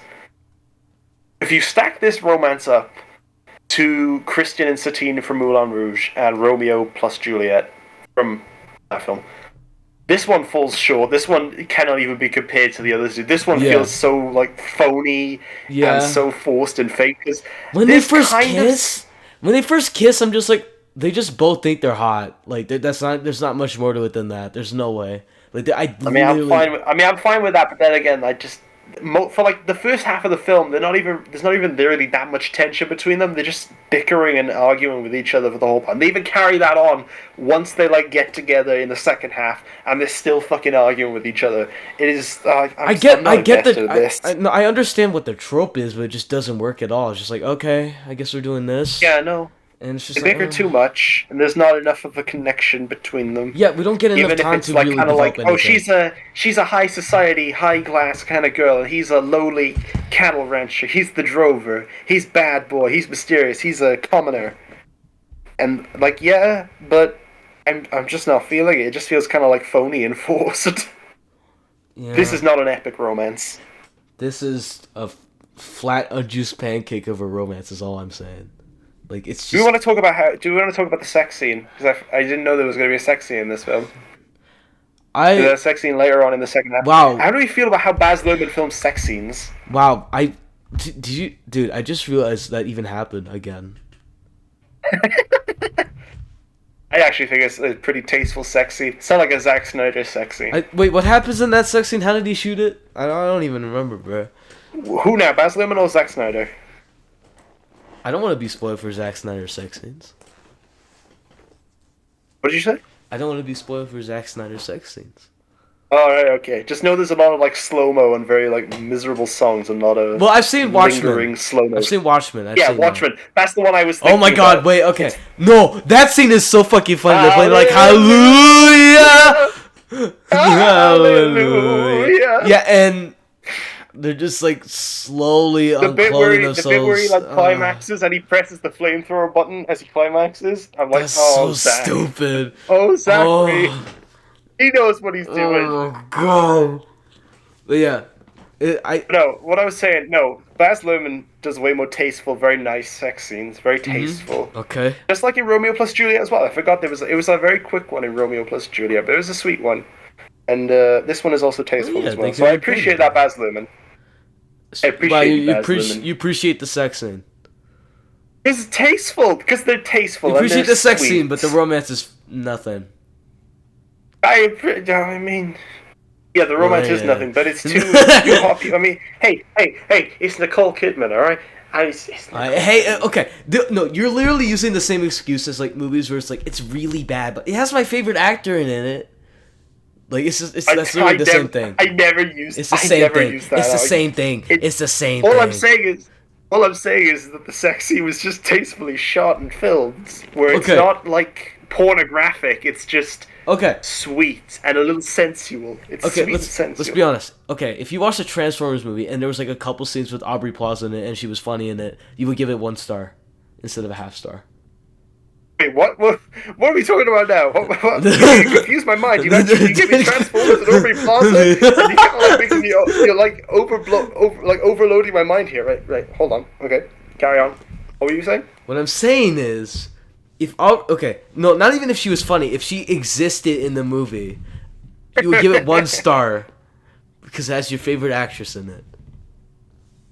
So you're saying if Aubrey Plaza was in a Michael Bay movie, in one of those Transformers films he did, and she was in it, but she didn't do anything in it, I would still give it 1 star because Aubrey Plaza's in it. Or if she like said something. I wouldn't. I really would not, because Aubrey Plaza is also funny as well, and I want her to. If there was one funny scene in that where she did that, would you give it 1 star? I'd still give it half star, but say the half star is dedicated to that one scene with Aubrey Plaza. Oh my god! Of course. I'm not inflating the score. It's still going to be a half star because the film was shit. All of those Transformers films are shit. No, but Aubrey Plaza and it doesn't change anything. Because it would be a fucking blot in her career if she was in it. Yeah, I just realized the hole in my own fucking prompt. What I was trying to say is like, oh, you only watch it, you only like it if it has your favorite actress in it. But like the thing is, if she does do something as genuinely funny, then yeah, of course you would give it like higher marks for that. So what I'm saying, wouldn't, because no, or just like slightly higher marks for that. So that really what I'm saying is, still be the film is completely worthless outside of just one scene. It would half star would just be nothing. I don't know what I'm going I on don't in do this that. tangent. I don't know what I I'm don't going even on know what about. we're doing. What was I saying? What we got? No, right. The sex scene. The sex scene was tasteful, sweet, and sensual. All right. Okay, bro. It's too hot. Okay. It's two hot actors. All right. All right. I'm feeling hot. I'm sweating right now because it's like 94 degrees. Oh, I'm gonna kill myself. Right. Anyway. Do you have anything else to add about Australia? Do you No. have more in the tank? No. I hate Australia. Right. Oh, more in the tank. Oh, how funny, man. I'm gonna give you a clap for that one. Yippee. Yippee. The tank. The tank. That wasn't even intentional. Yes, it was, you fucker. I know what you are. No, it genuinely wasn't intentional at all. It Okay. genuinely wasn't. I swear it wasn't. If you don't have anything else to add, I have a few more things to add, and then we can wrap up. Okay. All right. All right. Go So on. so as to how much Xander is given shit to this film, like I will agree, it's not a very good film. It's a very boring film. That's mainly my problem with it. Of course, I feel like kind of like a slight meh about the magical native trope almost because. Yeah. And like some scenes with the Aboriginals are just too nice and too clean, and you know what it reminds me of? Do you know what it reminds me of? What? It reminds me of Gone with the Wind. Have you watched Gone with the Wind? Nope. I have not. I've heard. Maybe we should do an episode on that. We don't even need to watch anything else. We could just watch that film for an episode. It's like 4 hours long. I don't want to do that, bro. You don't want to do that? If I were to do older movies, I'd literally do anything else. I'd do Maltese Falcon. I'd do fucking Casablanca. Anything. I mean, technically, Gone with the Wind should be watched in two parts. You watch the first 2 hours, and then you watch the second, and it's like two different films, but you watch them all as one, or you can watch them separate. I don't want to do that though. I just don't. All right, fair enough. But no, all the bits where they're in faraway downs, and they've got Nulla's other family member there as well, and she's the lady, and she's the maid, and she's the servant. I was like, hey, wait a second, this looks familiar. Oh man, this is vaguely Gone with the Wind-ish, and I think that's a fine, okay film, but there are like very dodgy bits in Gone with the Wind that kind of reminded me of stuff that was going on in Australia. Yeah, what else was I gonna say? Like Nicole Kidman and Hugh Jackman are good. They act well, but I just don't buy the relationship at all because it just feels kind of like phony and forced, and I don't like it. The production design is good. It looks very nice. Yeah, it looks nice at times. Okay, I can't even say that's horrible. Yeah, like it's mostly There's just some fun. good. Yeah. The good sweeping landscape shots, they're nice. Not a big fan of the CGI animals. I don't know why we needed that. That was odd. The CGI cows, there's CGI horses. It's like, really, do we need that? Talk about the directing. The directing is not very Baz Luhrmann-esque. It feels like anybody did this film. It doesn't really feel like him. Like if you've watched Moulin Rouge or you've watched Romeo plus Juliet, you kind of know his style. His style's not really in this at all. Yeah. It feels like anybody could have done this film, really. What else do we like? I like the villain. I think he's entertaining. I like David Wenham as Neil Fletcher. Who? Neil Fletcher. He was the villain. He was the guy who like shot. Who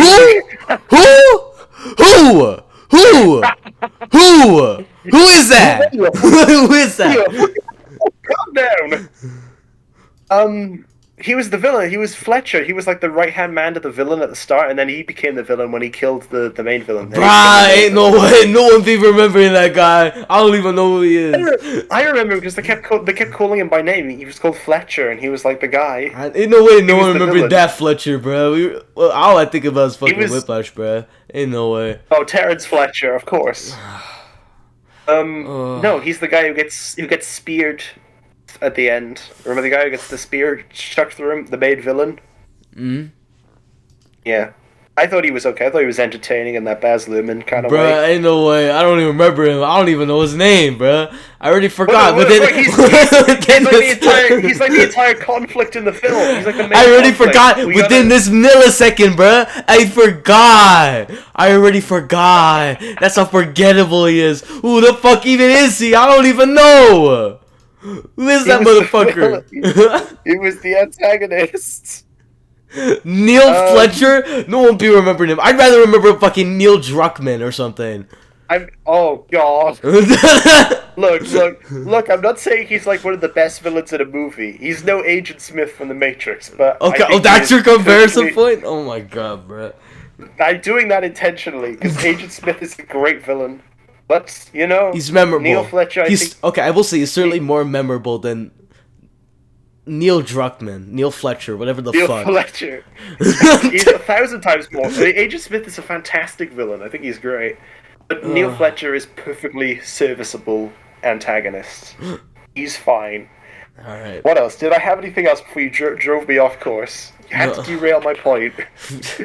No, bro, ain't nobody remembering fucking Neil Fletcher. Neil Fletcher. You're gonna make me remember Neil Fletcher if that's what you want, bro. My god. I don't want you to remember him. I just move on. You know, like the little action bits. I like the bit with where they gotta save the cows from falling off the cliff. I like the bit where they have to get their cows onto the ship first before the villains. That bit's fun. I like the bit where Hugh Jackman goes back to save Nulla from the Christian island, and the soldiers are there, and he's got to like hide away from them and get them back on the boat. I also like the bit where Nulla gets separated from Nicole Kidman, and he gets taken on that boat, and she's like chasing him through the harbor trying to get to him. That bit's I felt kind of sad at that bit because I kind of felt something there. It was kind of it's sad. My cold dead heart felt nothing. I'm sorry. My cold it wasn't dead the heart. saddest thing. It wasn't the saddest thing ever, but it was like sad. But overall, I just feel like I don't know. This movie just doesn't have the source. Like it is an epic, but it's not a very good one. It's just boring. It's uninteresting. Outside of a scant it's Baz few bits that Luhrmann's I Michael mentioned. Bay's Pearl Harbor, basically. I mean, I've not even seen Pearl Harbor, but I somehow think that's apt. It's an apt comparison. Pretty much is. Yeah, no. So there is merits. Of course there's merits, but out of all of Baz Luhrmann's filmography, this is definitely the weakest. Unless there's an asterisk to this. Maybe it is all saved in the extended cut TV show Far Away Down. No. Okay. Okay. No.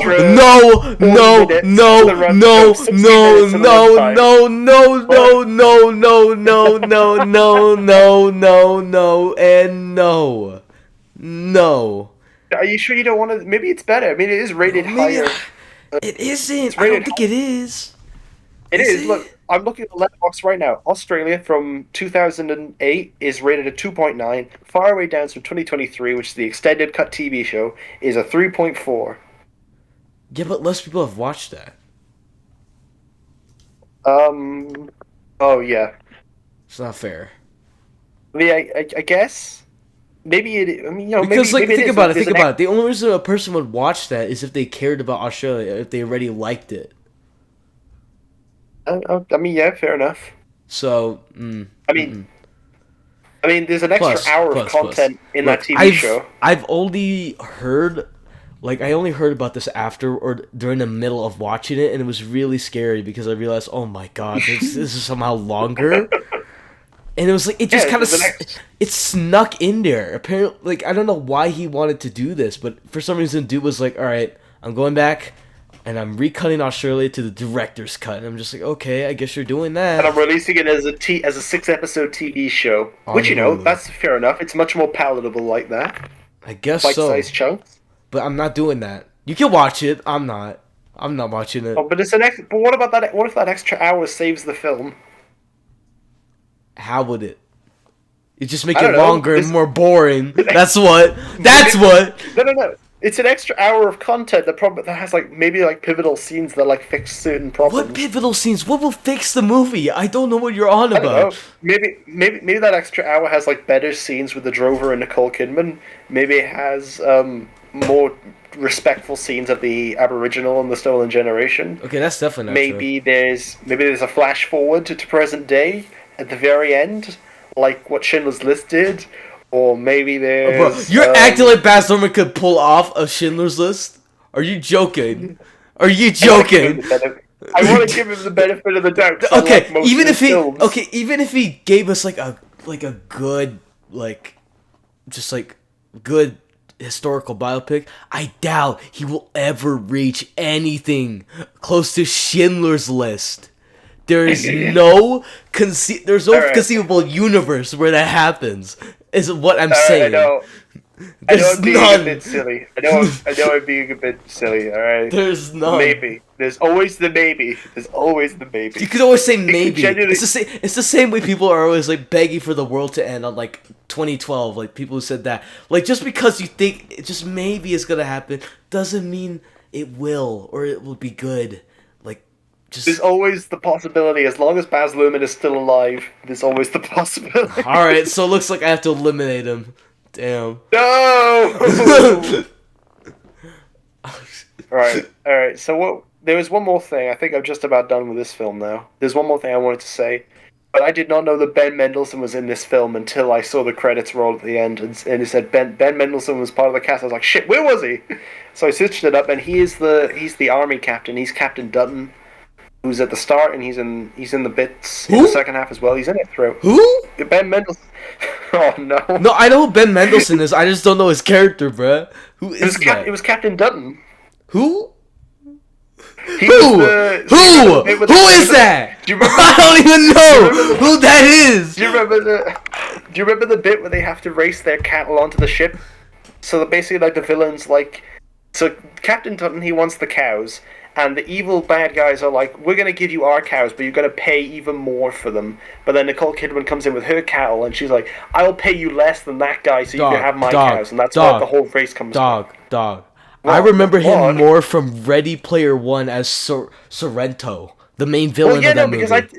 Because I didn't even know that Ben Mendelsohn was in this one, because it didn't even look like him, because he had a mustache and his hair was brown, and I didn't even know it was him until I saw the credits. I was like, shit, Ben Mendelsohn was in this? I didn't even know. I didn't even know he was in this. Who even? Okay, say his name again. Say his name again. He was Captain Dutton. Who? I don't know who that is. He was the army. I don't know who that is. Who is that? No one knows who he is. He was the army captain. What army captain? No one knows who you're talking about. Soldiers in the second half, he's in the film again, but he was in the film at the start, and he was there halfway point, and then he was in the second half for the most part. I don't remember him. Who? Who is that? Oh my god. Who you on about, bro? Xander, from the way you described this film, it's like you just forgot all of it. Yes, I did. The second half was a blurry memory of war and Nicole Kidman dying or something, and the child being taken. No, Nicole Kidman didn't. Nicole wasn't dying. No, her fake out death and whatever that. Oh yeah. But don't tell me you remember specific details and the intricacies of Australia, because you don't. Well, Xander, we're here to talk about it on a podcast, so I think I should remember all the details so we can properly talk about it. Is it worth that? I think it has been. Well, yeah, I'm not saying I forgot everything. I'm just saying it in a comedically exaggerated sense. Because the way you lay it out, I'm like, oh yeah, I remember all those plot details, but I don't remember who the fuck Ben Mendelsohn played, whoever the fuck playing Sergeant whoever the fuck. I don't know who that is. Sergeant Pepper. That's who we played. Oh, I love that album. What was I gonna say? Oh yeah, I was gonna say, what do you think about the ending when Nulla goes back to his grandfather and he just goes and becomes a proper full Aboriginal native again? I think that ending's alright. That's fine, but it feels like, oh wait, so then what was the point of everything else? It's like, okay, yeah, it goes back to his grandfather. Yeah. Yippee. I don't know. Yeah. I think that's just about all we have to say about it, unless someday we go and watch Faraway Downs and that. No, I don't want to waste any more time talking about Australia, this boring ass movie that no one cares about. Not even Baz Luhrmann fans like it. You don't even like it. Yeah, no, I know I don't like it, but I know I don't like it, but maybe the TV show saves it. No, it doesn't. We will never know. We will never know if it is. It's like Schrodinger's TV show. We don't know if it's good or bad. No, I don't want to know. I don't want to know if it's good or bad because I'm not passionate enough to care. I don't All right, okay. care. All right. Like Let's just shell it's far not way even down it's now. not even like a YMS thing where I'm like, oh, I just won't give it the time of day. I gave this movie a chance, but I'm not giving the TV show a chance. Like that's more than enough. Like ain't no All way right, I'm doing all okay. that. All right. Let's just shell all the way down. So just put that there and put it on the shelf. Maybe in like 10 years. No, All right. not even 10 years. Let's do Give me 50 years. No, fuck it. My 50 years. deathbed. Get me on my deathbed to fucking do that shit. Because that's the only way I'm gonna be able to do. That's the only reason I would want to do that. That's the only reason. I see. Anyway, I'm gonna go All to right, the let's bathroom. do. I'm gonna go to the bathroom real quick. Oh, I was gonna do ratings, but okay. Fuck Australia. 18 naked cowboys in the showers at Ram Ranch. Big heart throbbing cocks wanting to be sucked. 18 naked cowboys wanting to be fucked. Cowboys in the showers at Ram Ranch on their knees wanting to suck cowboy cocks. Ram Ranch really rocks. Hot, hard, buff cowboys, their cocks throbbing hard.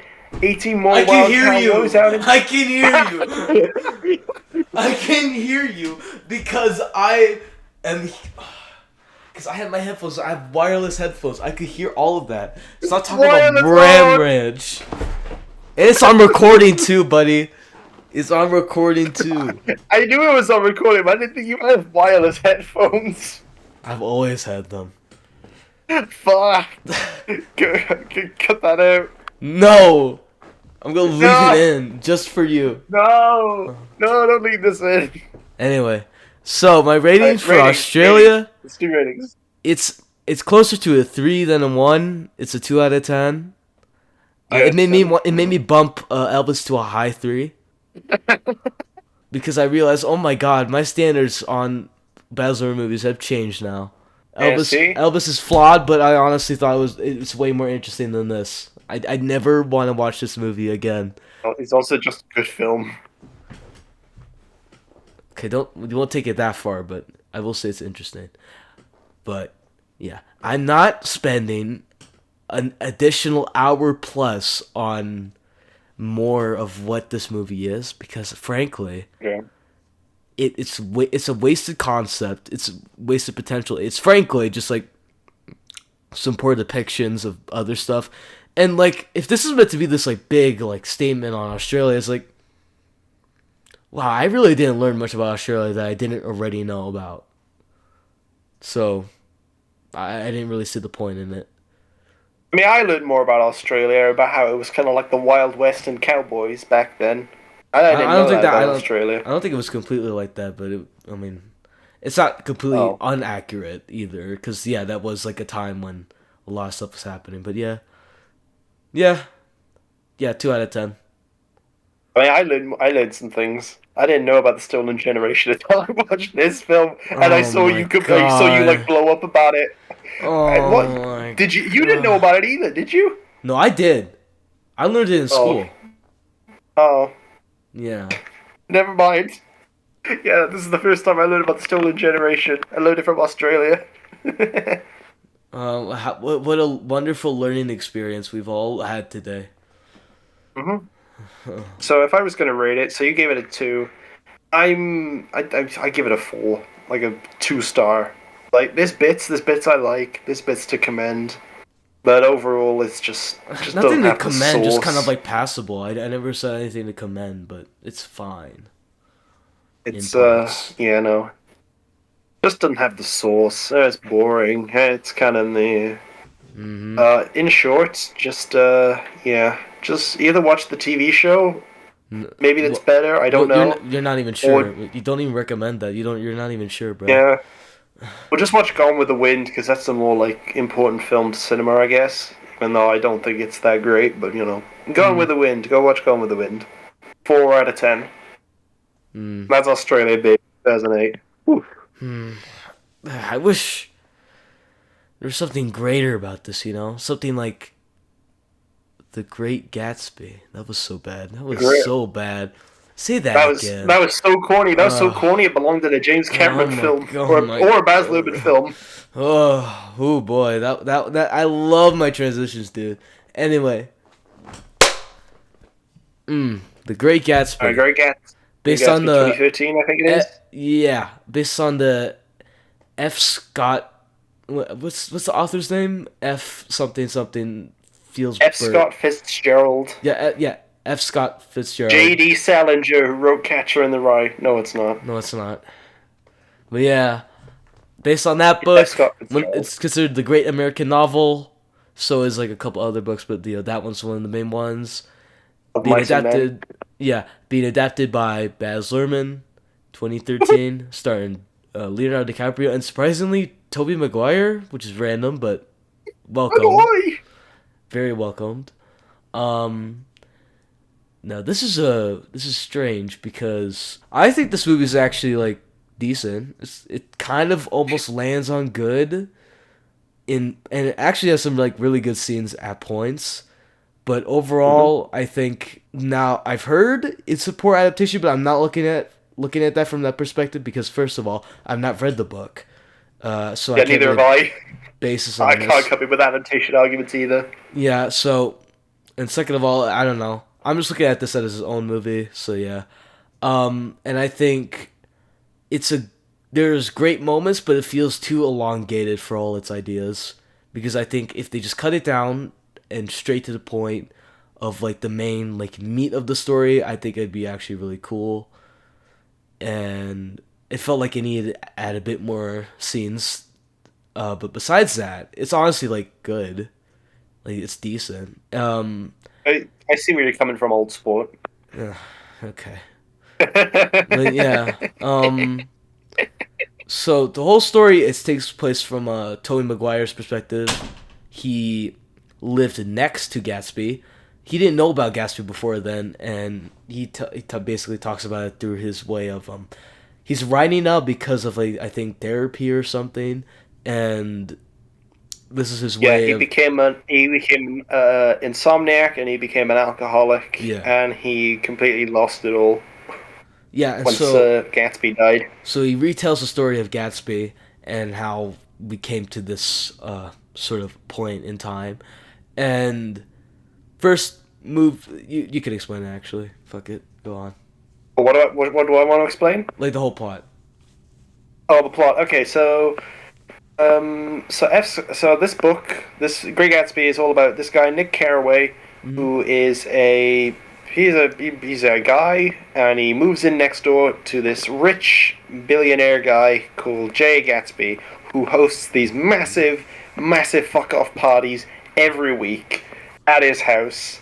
And it's like, it is amazing. If you go to, it's like, fucking, I want to go to a Gatsby party. Those things look amazing. You get to just like swim around in the pool. There's like confetti everywhere. There's drinks on tap all the time. There's amazing like 21st century music in 1930s Long Island. Jay-Z, Beyonce, and like all these other artists. Because do you remember the bit? Do you remember the bit at like the start of the film where they play like the music that they use in the Gladiator 2 trailer? Did you catch that? Yeah, I saw that. Yeah. Yeah. Everyone got pissed at that. Like, oh my god, I remember hearing about that. But yeah, that happens. We don't know exactly how he funds the money at first, and it's later. Because he's rich. And that's all we need to know for now. And so he gets to know Gatsby because he goes to he was personally invited to Jay Gatsby's and party. He's the only one that's ever been. So as he looks around, so he's like, personally invited. Yeah, it's like I got this invitation. It's like, what invitation? And because everyone's just allowed into these parties. Everyone just shows up to his parties. So he meets Jay Gatsby, and then, across the way from Jay Gatsby's house, across the water, across the river, there is a house where Tobey Maguire's cousin lives, who's played by Carey Mulligan, who I did not expect to be in this film, but then again, I didn't expect Tobey Maguire to be here either. So Carey Mulligan is Tobey Maguire's cousin. She lives across the way in another house with Joel Edgerton as her husband. I didn't expect Joel Edgerton to be in this film either, but you know. And Elizabeth Debicki lives in that house, I think, as well. Yeah, so that's cool. She's the one that sort of introduces the weird tension between like the two. So there's that. Yeah. So Jay Gatsby, Leonardo DiCaprio, He is in love with Carey Mulligan. They've been in love secretly for years, but he went off to fight in a war. Yeah, he went off Yeah, to we're fight in World fighting War war. One. And Yeah, he fighting in and World it War seemingly One. didn't return to her. So Yeah, he didn't return because by then she was already married. But he does return. He comes back in like his uniform. He goes back to see her, and they still love each other, but they can't do anything about it because she's married. So basically, the whole thing is that he's been throwing these parties every year, every week, every year. So to one day that she one comes day that she to wanders him, in, basically. yeah, that she wanders in because everyone just wanders into these parties, and she will leave Joel Edgerton because she doesn't really love him, and because she loves Gatsby. And Gatsby, oh man, Leonardo DiCaprio is great in this film, Old Sport. I tell you. Oh, Xander, Old Sport, he's amazing. It's not his best performance, but I think it's a decent one. It's He good. really holds your attention. He befriends Nick. He goes on a drive with him, and it's sort of just like you get to learn of all these like grand adventures he took on to, All these and great connections with all these yeah, very fancy, important people. yeah, and basically throughout the movie we're basically seeing the day to day with that, where he keeps trying to lure her in, and meanwhile dealing with other sort of dealings because as a rich person he has other stuff to do, and it's just it's just that, and we're basically building up to them reuniting and then all that happens, but yeah, surprisingly, it doesn't feel that long. I think it does have stretches that feel like it kind of I drags felt the on. length quite a bit at a Yeah, certain point. yeah. There's points where it It's does the bit drag where on. it's the bit where they're at the I think it's the Plaza Hotel. Yeah, If I think that's where they go to. You remember the like the Plaza Hotel party. from Yeah, Home that Alone party. 2 Lost in New York? Yeah, Yeah, that bit. That's the part where I felt the length where I was like, how long's left? Oh, there's still 40 minutes left. Okay, okay. yeah. All right. But Yeah, no. it all does work in the end because I think there, particularly one scene kind of really like ties it all together. But like that's a whole other thing. Um, Hmm. but yeah, Joel Edgerton and Carey Mulligan, they're kind of across the Nile, and he sees this green light, kind of allured by it. Here's the thing. Gatsby is. I never understood what the green light was. Did they ever explain what the green light was? What the implication is that he's the only one that sees it. Like everyone else does not see Yeah, that besides I him. know. And it's meant to be like the sort of the red herring and or like the main symbol of like the book and also the movie is what I've heard. I don't know exactly what it all means, but it's interesting. Uh, and the whole thing is he tries luring her in, but with Nick, he decides like, oh, we'll just let Nick go invite her to his house, which then leads to Gatsby reuniting with her and talking to her and spending time with her again. That whole thing happens where basically it's kind of awkward at first. He's introduced with all these flowers, and you kind of get a sense of like who Gatsby is with the way he tries to lay this out. He gets all his servants, he has all the umbrellas and all the flowers ready, and starts placing them down, red carpet and everything. And so that leads to her going inside. It's like, oh, look at all this stuff, and then they finally meet again, and Hold on, there's the bit you skipped over there where he just like fucking gets up and leaves because she yeah, hasn't shown, and then he comes back into the house, and it's for the whole thing. Everyone talks like he's so cool, he's so charismatic, and he is yeah. cool. What you mean? But No, then but like finally, he's so fragile is the thing. Like like the whole scene of yeah, him talking to Nick, and he's just sort of like nervous to see her again, and has this whole thing where he's kind of losing composure because the whole movie, Gatsby is like this sort of like this larger than life persona, but like once you get to know him, he is just fragile and hanging on to these ideas all of these amazing yeah. stories about him, old sport. Yeah, and he just hangs on to these ideas, and we don't really understand exactly who he is really on the inside because he tries to hide that. Like how we don't know where his money comes from. And we later learn, like, this is around the time of Prohibition, so you can assume he does do some sort of illegal work to get that money. And where do you think he gets some of the Oh no, alcohol? they tell us that he inherited it all from that rich guy he was sailing around the world with. Yeah, there was also that too. But like to maintain that amount of money, it was something like that, or at least there was like a whole word of mouth going around. But like, despite all the money he has, he's just kind of like, just kind of a drifter. He just kind of goes from place to place, and his only like sort of like anchor to his existence is this woman, Daisy. Like this is like the love of his life, and he's just like desperate to like see her again, and he'll do anything to like try to impress her or to lead her in, and that's sort of like idea of like his, he's just like kind of on the brink, but he's just like trying his best to just like stay cool, to stay like this huge persona. Like he does he really care about the money?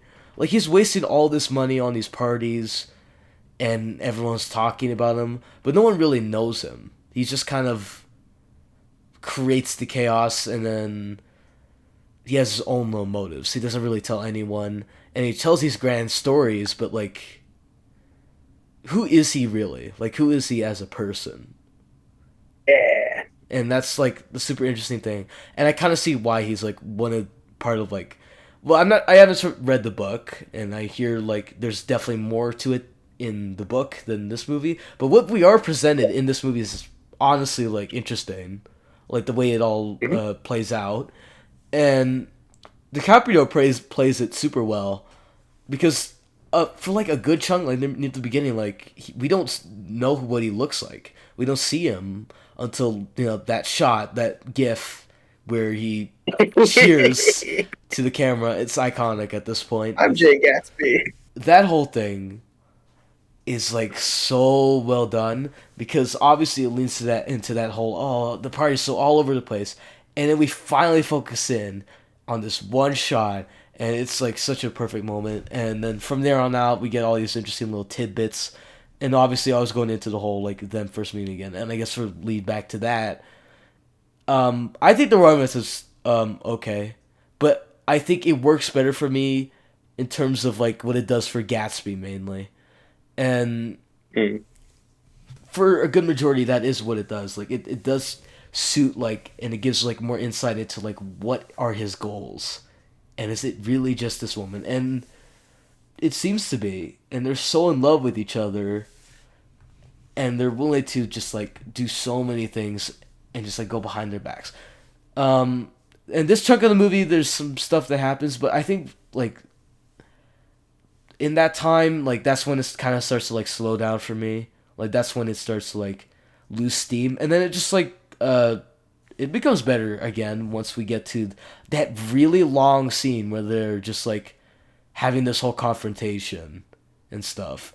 So And is that the bit in the hotel? yeah, but Oh yeah. when it slows down, like at first it does seem kind of like, wow, we're really dragging this, but it does feel like such a shockingly just like dramatic and like really like hard hitting moment, because there is a lot more to it than just like that moment where Leo screams. Like I think there's a lot of people who have seen like that scene where he, like jumps off and just like starts yelling, but they don't understand like the literally like 10 minutes of like build up to that, or like it feels like it goes on for like 10 minutes, but in the good way where it's like the tension keeps rising and rising and rising, and it doesn't help that the heat is like super hot at the time and they're trying to cool off, and that's the whole thing. And Oh yeah, I forgot about that. yeah, it's super interesting because it's like the same way they build tension and like do the right thing, where it's like it's super hot and people are starting to get really emotional, and like this leads to one thing to another, and it helps reinforce the heat of the situation, the tension between races. But that's like a Yeah. different thing. In this movie, it feels like this is when Gatsby breaks, because even Daisy can admit she doesn't love Joel Edgerton's character Tom. Like Tom, like reminds her, like, remember those days, remember that memory, remember this, and there's no way that she would simply just hate him because there was good things to be had. And that's a super like nuanced way to look at it, because obviously she loves Gatsby, but for a good time of her life, he wasn't there for her. So of course she Yeah. liked someone else. And so many other stories would simply just be like, "Oh, this is just the evil guy, but this is the good guy. This is the guy you gotta go with." But no, they're both they're both dubious people. They're both just one of them's just a lot more charming than the other. Is the thing. Like one of them's Yeah. better at hiding their veneer than the other, and it all climaxes into Gatsby yelling and screaming because that's when he like fully loses his composure, and that moment is so pivotal because you realize he is just the same as like any other of these rich guys. He's just very empathetic. He's very just he still believes in that little ideal that this is her one true love and she never love anyone else because she's like he has to keep reaffirming, do you love me, Daisy? Do you love me? You love me, right? You love me. And I think that is a super interesting like tension builder, and I think that's a super interesting like way to go about it because I always thought Baz Luhrmann would never be able to do that shit because his of course you have these strong romances, but like there's nothing that ever goes against that in a more I guess how would you say this, like in a more specifically like that behavior sense, like why do you truly love this person and why must you stick with them, like that's almost always answered immediately. It's just like this undying love. We don't have to answer questions about it, but in this they ask questions about it. They ask, is he really like, is this really worth all the time he's put into it, and is this what all his life is worth for, and is this really healthy for him? And I think that's really really interesting, and that's the moment in the movie where it all kind of clicked with me, where I thought this was actually kind of great. And then it just kind of goes off from there. Someone dies, and then we just kind of get to the end. I don't know. There's obviously more to it than that, but like I just wanted to pay attention to that specific scene because I thought it was really, actually well done and well presented. There's a lack of music. It's very focused, and it's just like that big moment. It works really well for me. It's so cool. But yeah, I went on a long spiel on that. But yeah. I don't know. It was good. Good little bit that you got. Well done. Yeah. Old sport. Yeah. Thank you very much. Yep. Yeah. That's us. That's our dynamic. I'm Jay Gatsby and you're Nick Carraway. Old sport. Yeah, man. I just don't got much more to say. My throat hurts. Do I have much else to say about this? I do have a couple of things to say. I wanted to note the opening of this film and the way it begins and the way the story is told is exactly like Moulin Rouge. Oh. So, do you remember how Moulin Rouge starts and how the story is told? Mm-hmm. Yeah, so it's all about Christian, Ewan McGregor's character. It's taking place in present day, and it starts with him depressed and miserable, and then he sits down at his typewriter and starts writing the story. And in The Great Gatsby, Nick Carraway, Tobey Maguire's character, is miserable and depressed and has got some issues, so he's told to write down the story to get through all of his issues. Yeah. And it's all about a person that they once knew that are now gone. Mm-hmm. And by the end of the story, their entire story is complete, and it's all around the room, and it's just like Moulin Rouge. Huh? Maybe I don't know if the book. Maybe this is why it's like my second starts favorite. out this way. Yeah, I don't know if the book starts out this way or not. I bet it doesn't. I don't know. This makes sense for me because like when you think about those parallels, like Great Gatsby and like Moulin Rouge, those are my favorites of his movies. Honestly, I see. I think Great Gatsby is like a really interesting character. And it probably helps that the novel's probably even better, so that's interesting. But yeah, like I surprisingly, like I said, I won that whole long spiel. Like that is the most I've ever been passionate about like one of his movies so far. I think based on like if you compare and contrast, it's like yeah. I think this is genuinely like really cool. And then once we reach the end with the whole tragedy where I forget her name, but she gets killed, hit by a car that Gatsby owns, and it's Myrtle. Myrtle gets hit. Yeah, Myrtle, which is also the lady who she has an affair with Tom with, or Tom Yep. has an affair with her, and Tom also Buchanan. and Roger Robb, aka also fucking the guy from Terminator Genesis. Also, I forget Oh, his Jason actual name. Clarke. Yeah, Yeah, I Jason there Clarke, was, like, aka Roger tripping when I Robb. saw him in this. Yeah, like whenever I see him now, I just think of Roger Robb from Oppenheimer, and I'm like, what are you doing here, man? It's so weird. No. But he's like drunk and he's like super sad, and he's just like, I wonder who could have done this. And he first suspects it as Tom because I think it was like his brand of car or something, but it's like that's not my color, and so he goes on this revenge quest, and Tom has to like just sort of sit with this whole thing, and Gatsby is like cowardice. He kind of hides away, kind of doesn't admit to it. He could have easily stopped the car, but he just kept going. And this all comes to bite him when Jason Clarke's character arrives and kills him. And that's kind of the end of the story. I know. And that's when I felt like, okay, there actually could have been more. They could have done more, but I was satisfied enough, like with where it Because then he ends. shows up like 2 times in the film. He shows up around the start, Yeah, and he shows up a second time when Myrtle gets killed, and then there's one more time when at the end when he goes and shoots him, and that's about it. yeah. It feels like there could have been more to that. And I feel like that whole element of the film is a bit too like sparse that I kind of like miss the point of what it probably means in the original text yeah, it feels and what like the it feels like I get. subtext. It feels like I'll get a greater sense of like the substance to it if I read the novel, and it's probably like a really good book. It just feels like it's been cut down here, despite the length. It's like it still feels like there's a lot of parts that were cut down, which makes sense. This is like the Great American Novel. There's probably a lot to it. But yeah, and then it makes me reflect on a lot of the time they spend like partying and stuff, and like like the stuff when there's like little bits they could cut out and little bits like they could just shave off the runtime in just like little cuts, and then it would end up giving them enough space to do an additional like maybe like 10-20 minutes maybe. I don't Yeah. know. But I also wanted to say that yeah. I kind of thought that the story was kind of predictable. Like around like the halfway point, I kind of knew where the story was probably going to go. Somebody was going to end up dead, and then another person was probably going to end up dead. It is predictable in that way, in like a lot of like 20th century literature is, because I kind of knew, like of Mice and Men, I kind of knew what might happen at the end of Mice and Men, and then when it finally happened, I was like, oh yeah, that happened.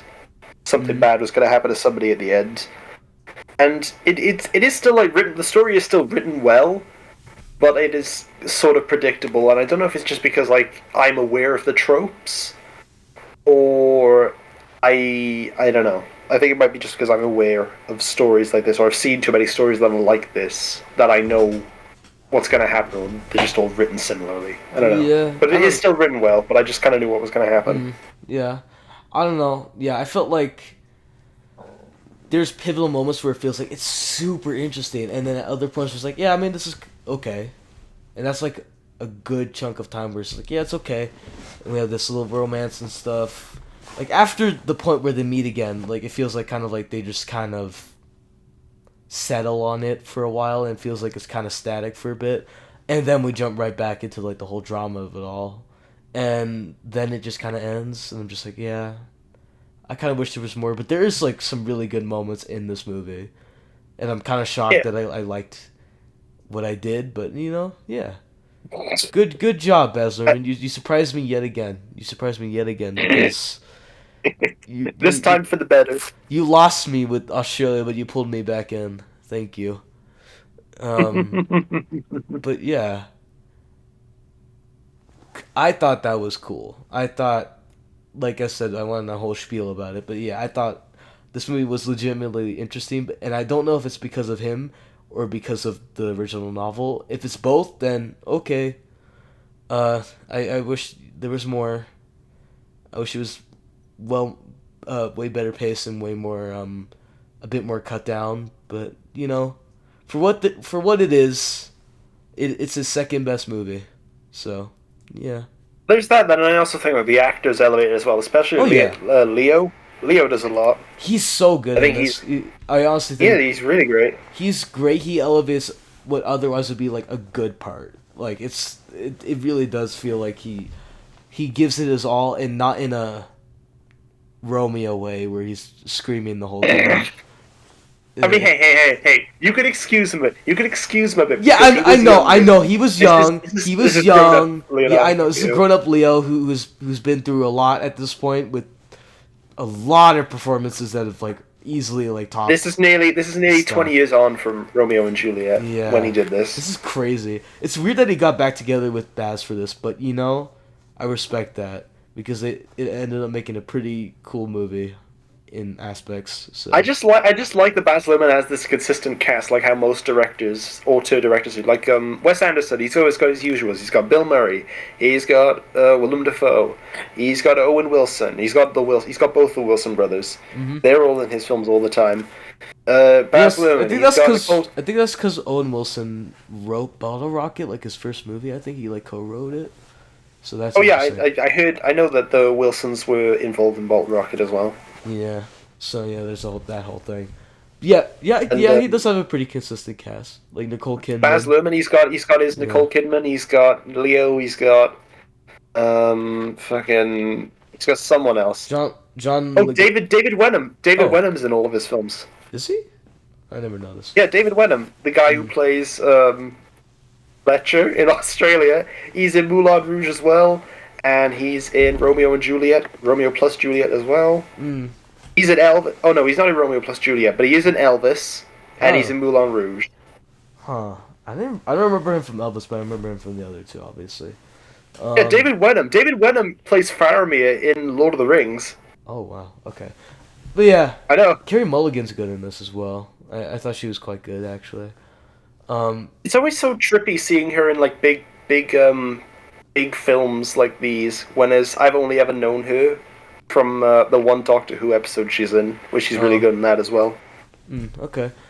Yeah, I thought it would be easier to make Daisy kind of just like a nothing, kind of sort of like just something to chase. But there's a bit more to her than that, obviously, and I think it does help the way she plays it off.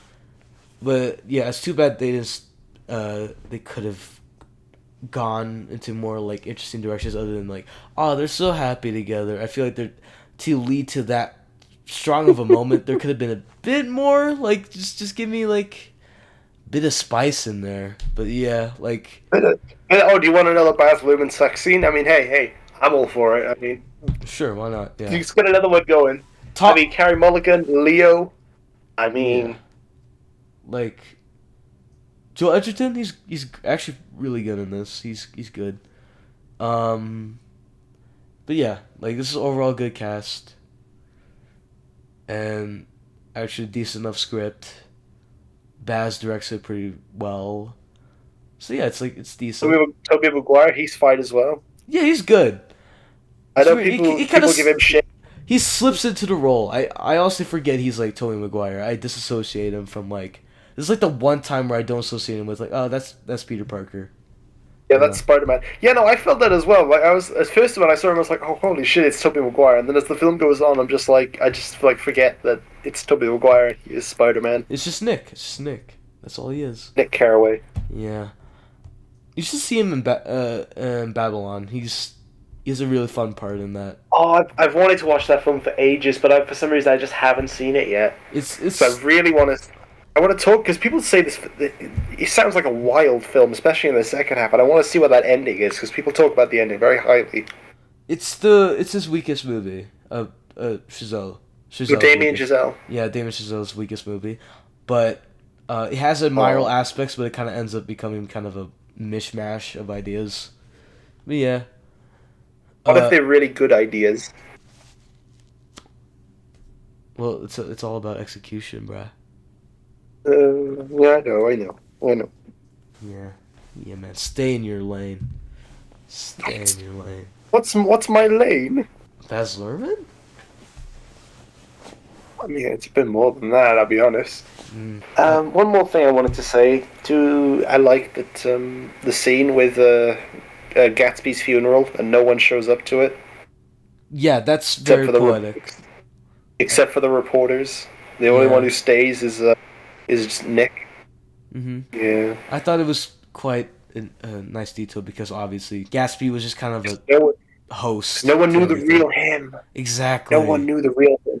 It adds so much All to those that whole people who point. came to his party, all the people who came to his parties, they never went to his funeral, even though they Yeah. always went to his parties. But yeah, I don't know. Like I said, like see, there's neat stuff in here.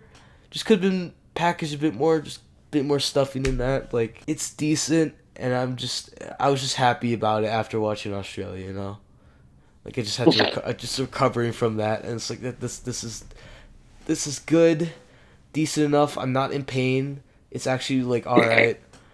And frankly, I wanted more of this movie. I wanted more.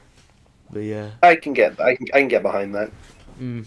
Can I also say I like the production design? I really quite personally quite like 1920s Art Deco design. I think it looks absolutely beautiful, and they do it really nicely here as well. This is a very nice looking film. Yeah, But then again, it looks nice Baz Luhrmann's besides the films look driving amazing. scenes. It looks nice, but besides like the sort of like the close up driving shots, I think those look a bit wonky because obviously it looks green Yeah, screen. they're fine. They're fine. It looks weird, but I can look past that.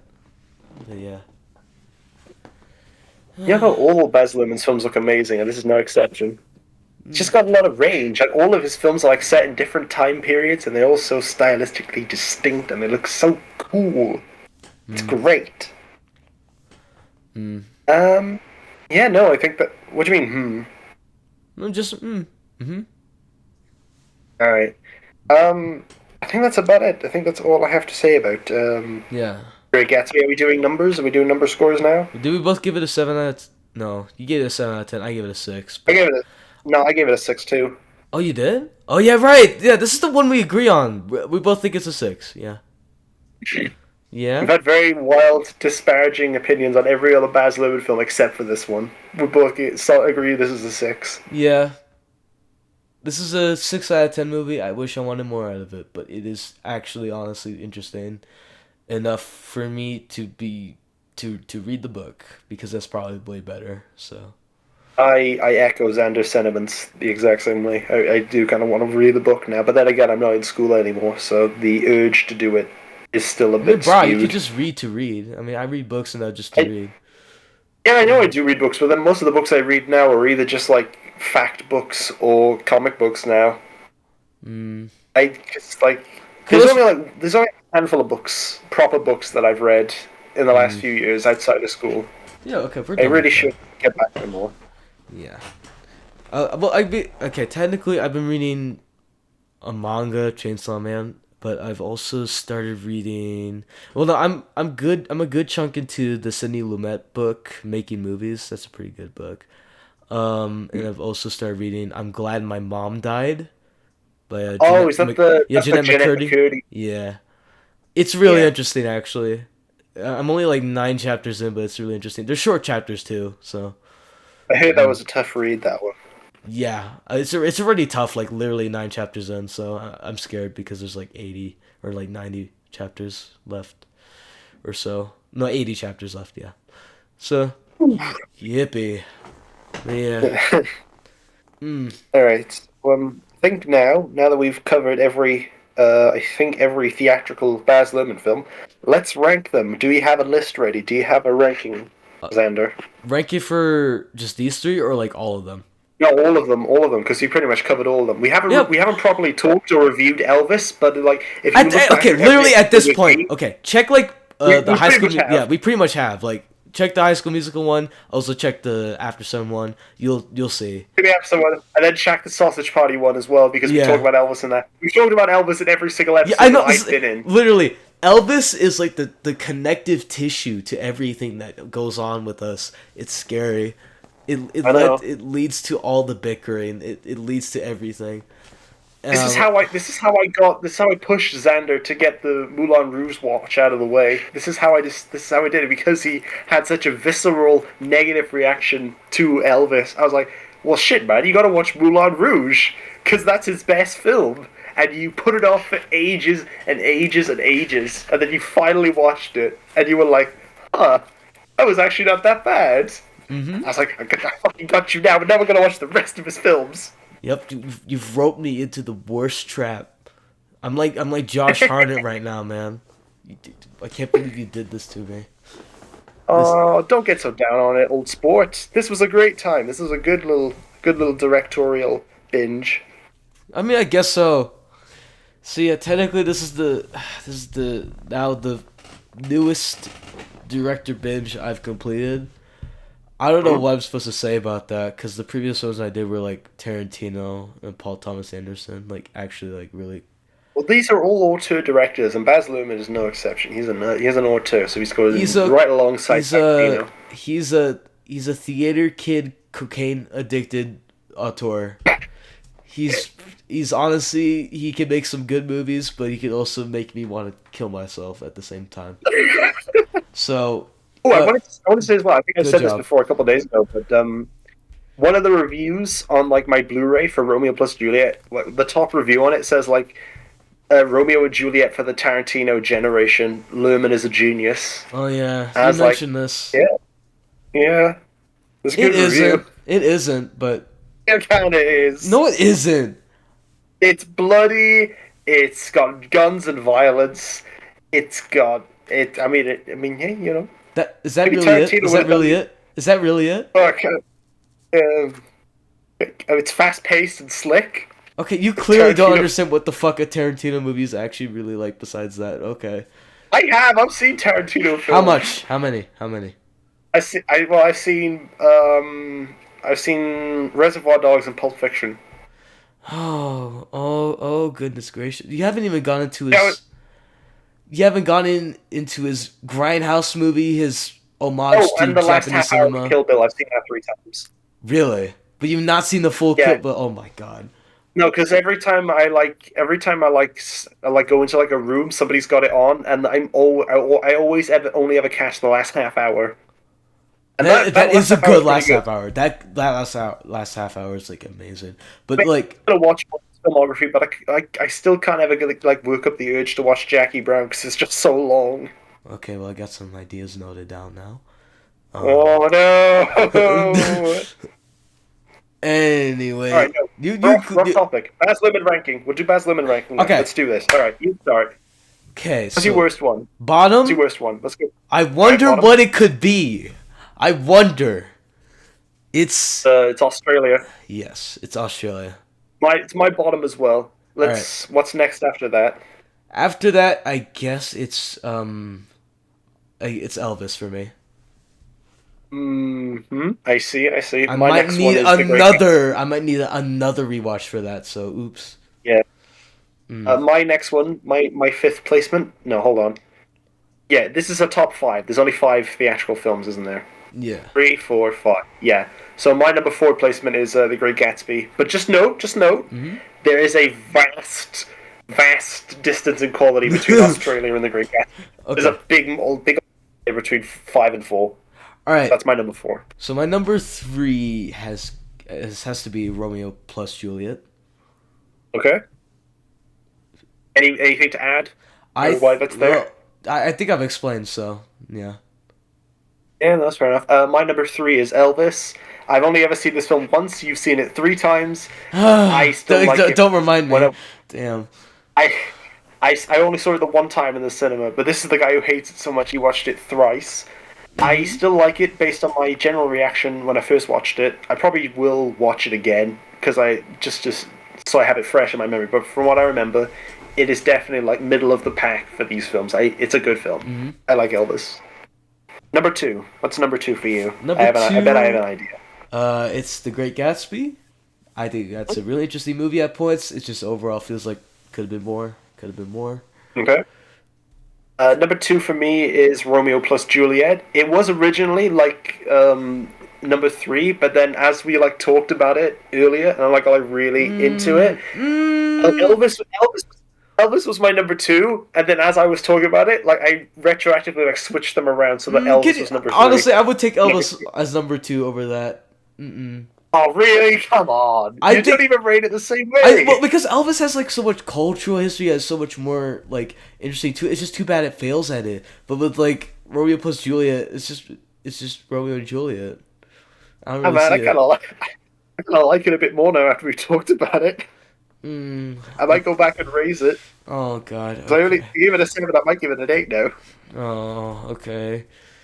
My number one, it's Number one. Moulin Rouge, and it's the same Yep, for you, I Moulin Rouge, assume. baby. Yep. Yeah, it's his best work. I love it so much. Okay, we can agree on It's that. heartfelt, it's Yep. silly, it's funny, and it's so sad. But it's Hmm. great. It's his magnum opus. It's the best showcase of his work. It's his Terminator 2. It is. What? Okay, that's so random. Okay, No, no, no, no, no, hold no. on, No, it's hold because on. it's. You ask somebody, oh, what's the best James Cameron film? I've watched all the like James Cameron's films, most of them in like the Have you last seen few The months. Abyss? I guess I've not seen The Abyss, and I've Have you not seen Piranha seen 2: The Piranha Spawning? 2. I've not seen True Lies either, but I've seen Oh, like his what the big hell? ones. All right. I've seen his big ones, and I gotta say, like Terminator 2 is his best work. That's his Moulin Rouge. Second place is Titanic. Third place Okay, is no, hold on, hold on, Aliens. no. James Cameron's Moulin Rouge is The Abyss. If you watch it, Is it? you'll understand why. You'll understand why. It pretty much is. Interesting. It's pretty much his like Moulin Rouge if you think about it. But But yeah. but Terminator 2 is the best showcase of his work. It's his. That's his Moulin Rouge. Nah, but like if we're talking like the same like sort of like presenting of like certain themes about love and like that sort of stuff, that's what The Abyss is. It's a weird movie. I like it a lot actually, but yeah. I see. Yeah, okay. We could both agree Moulin Rouge is the best one. Yippee. You know, and Australia is his worst one, and then the middle of that list is different. Mm, We go. That's a wrap on Baz Luhrmann. We yeah. watched all his films. Now we gotta wait. We gotta wait like an indeterminate amount of years for his next film because he Yippee. only comes around every now and again. Yeah, he'll shock us with What do you his new What do you think he spectacle. could do? What do you think his next film will be? I'm not quite sure. He's a very wild director, so I'm not sure what his next project would actually be. He likes doing adaptations of things.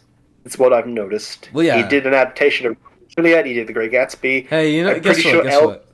Elvis is based off a book. I Is think. Moulin Rouge based on anything? I don't think so. I mean, Moulin Rouge definitely has like influences of stuff that he I know there's a likes. Moulin Of Rouge course. musical that came after that. Oh yeah. It's held at the actual Moulin Rouge in Paris. Yeah, that's funny. Um, That's cool.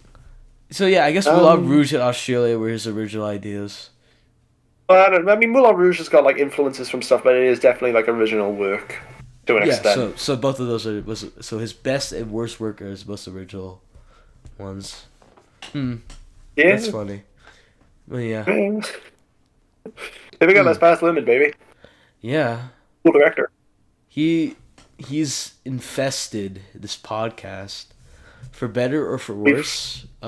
went through his entire It's theme park. It was a I'm great time, all right. it's for better or for worse. I'm in between. So yeah.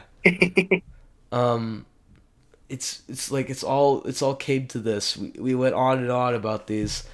At some points, it's not even about these movies, but you know, we've had fun through and through. Besides Australia, Yeah. that's literally it. Just I Australia. mean, that was still fun. That was still fun to talk about, and that was the one you were dreading about watching before we started recording. And after watching it, yes, I hate it. Yippee! I'm so glad when I'm right. Oh my god. I But don't think you yeah. wanted to give it a chance. I think you just wanted to go in hating it. No, no, because I didn't know anything about it. I was like, okay, fine. I mean, I guess I'll watch it. It's 3 hours long, but maybe it'll be fine. I don't know. Let's talk about Let's talk general about stuff. okay. Let's talk about what's gonna happen next time at first. So the next episode we're doing is gonna be Furiosa 20, and Inside Out 2024. 2. Yep. Two 2024 films. The main reason why we're doing this, we will not say, but we're bringing along a guest, Silver. He's been on the podcast before, if you remember him. So yeah, that's gonna be happening, and yeah, that's pretty much it, and it'll be out sooner because as a matter of fact, this bitch Silver, he's already gone through all the Mad Max movies, which means he'll soon be watching Inside Out, which means we will be getting to those really soon, and he's gonna fucking kill us or something. I have no idea what's gonna happen, but it's gonna be fun, you know. I think we'll be relatively okay. He still hasn't Yeah, seen Furiosa at the time of recording. yeah. Whatever he will rate it, we will discuss with such civil dialect. We will not yell at each other, and we will totally agree. You will definitely start raising your voice. I will be the mediator. Mm, mm, mm. You'll go at me. Well, I feel like it'll be a situation where Silver's gonna yell at you about how Furiosa is like a horrible, god awful movie that ruined cinema. It's not even. Oh god. But it really isn't. I think he will definitely come down to like a very middling or positive review. I don't see it being like a completely outright bad I score. all right. This is the first time I'm admitting this on recording. I watched a good 40 minutes of that movie. I'm not even joking. I did, and I frankly, I thought it was really good at parts. I thought it frankly was like super interesting. It's slower. It's weirder. As a backstory, I didn't expect it to really go that in depth, but it really is trying to. And the series of events that I saw so far in the movie, it was actually pretty interesting. Uh, I thought it was cool. I'm not sure if Silver will agree, but I guess we'll see on that. Uh, but yeah, man. As for Inside Out 2, we don't even know because I have not heard anyone talk about this film since it was released. Okay, no. What shocks me why- is it's the biggest like animated movie of all time. Now at this point in like terms of Somehow. box office numbers, and everyone talked about it like within the month of release. But like, what the fuck is this movie even about? I don't even know. No.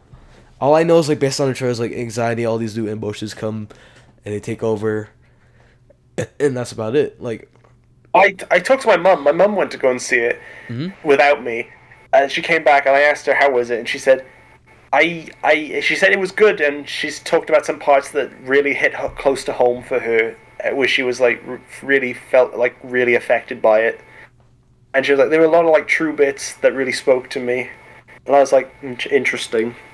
So it got a big deep emotional reaction out of my mum. So yeah, I don't know.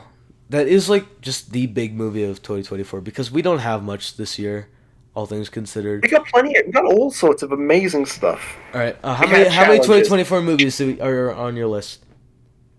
How many 2024 movies I see? All right, well, excluding TV, I've seen 10 things from this year. Let that sit Yeah, in for a moment. 10. Yeah, 10 things.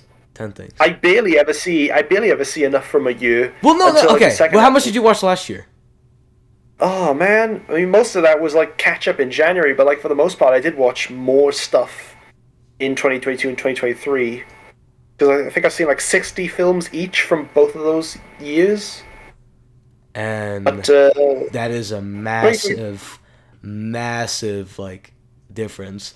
but I haven't gotten onto my catch up yet. Usually my catch up comes in like November, and then I do it again in January before awards season. No, but even then, see, for me, I am pretty much like I've documented most releases, major releases from 2022 to currently.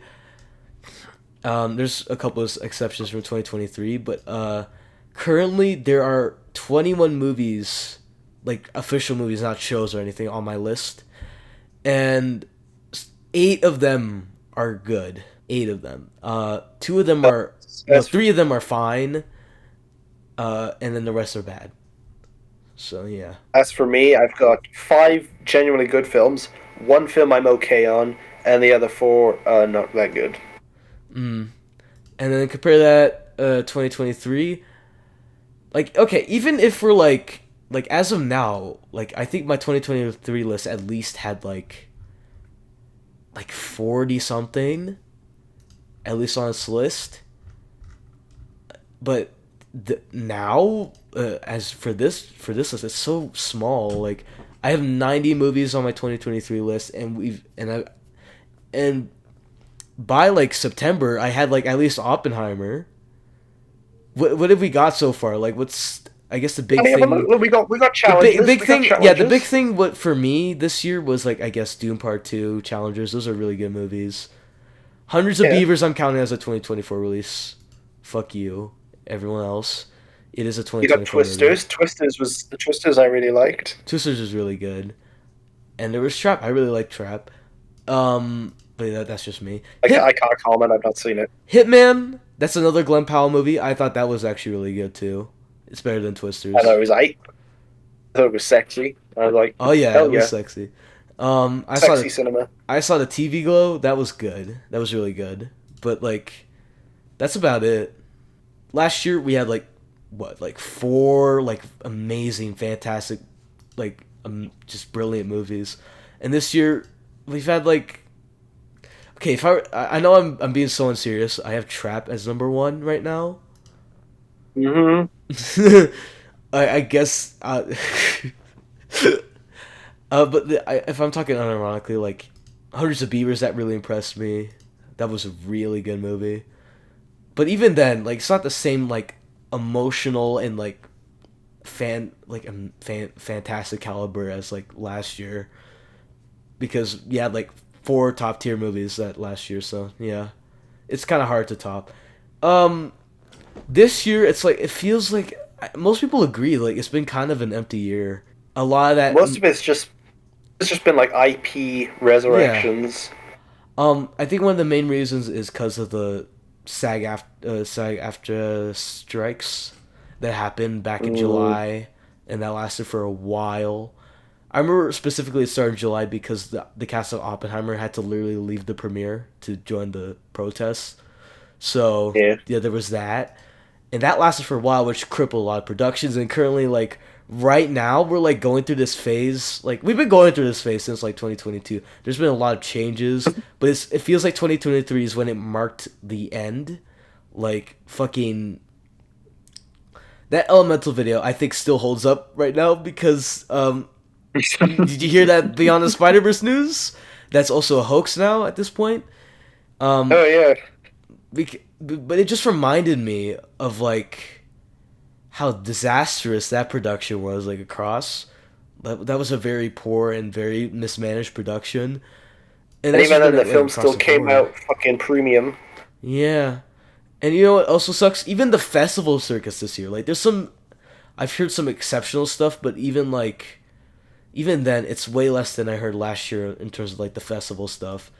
Like this year, I guess we have Kinds of Kindness. Anora looks really good.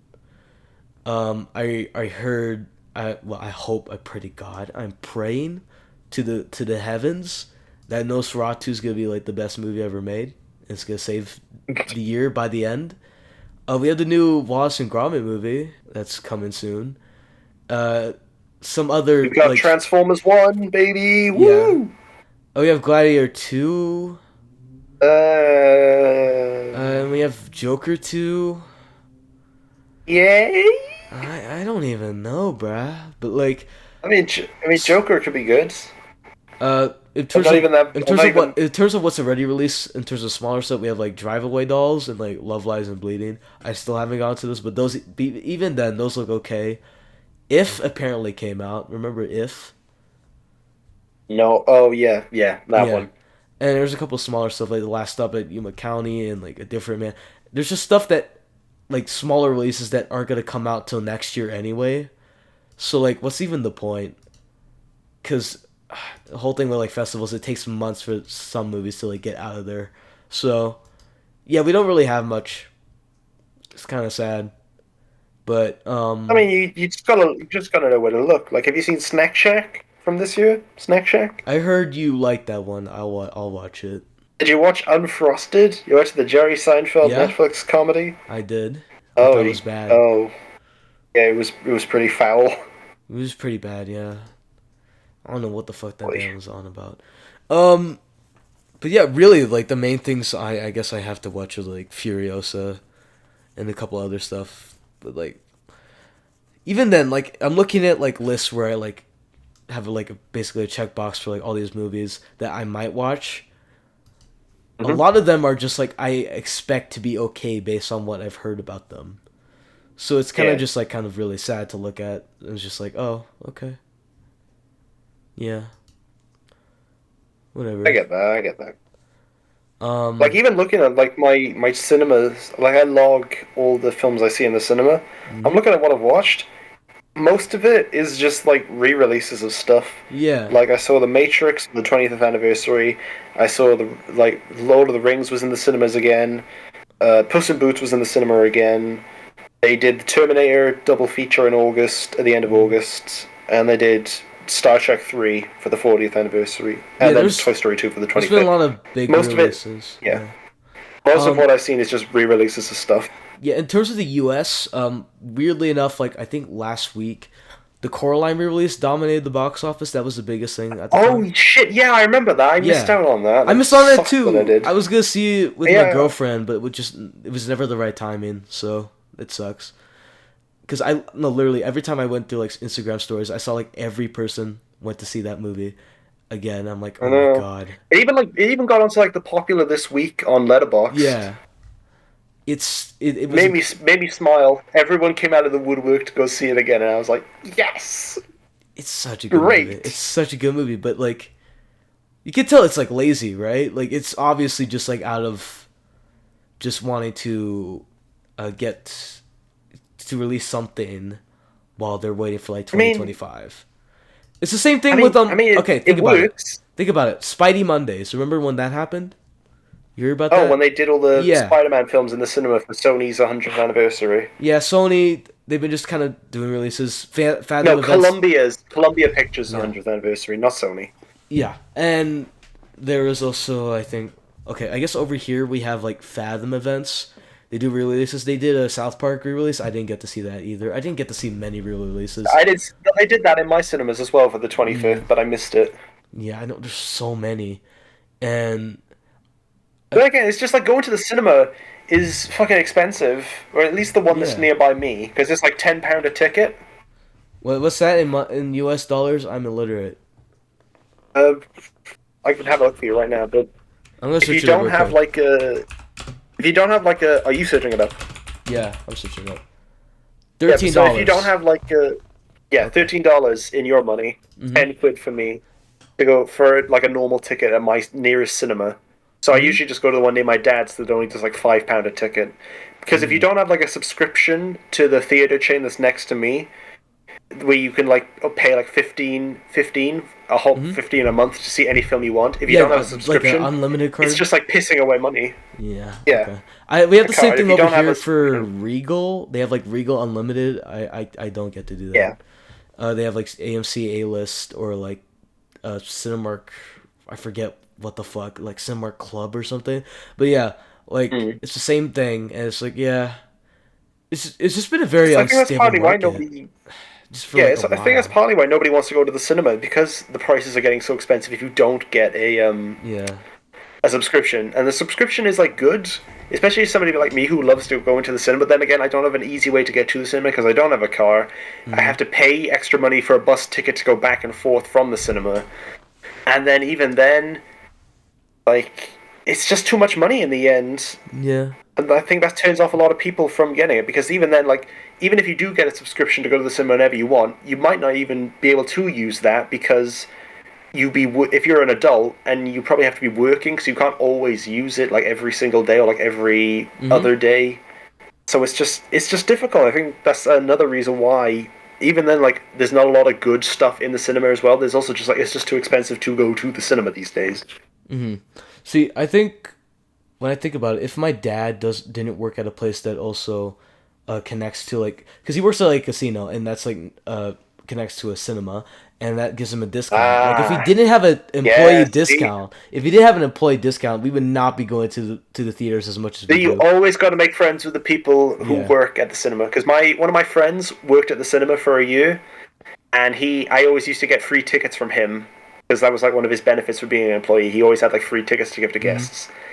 And then when he left, when he like got fired, he had friends who worked at like the coffee shop that was indoors right next to the cinema, and they get discounts. So he used to just use the discount from his That's friends at the funny. coffee shop.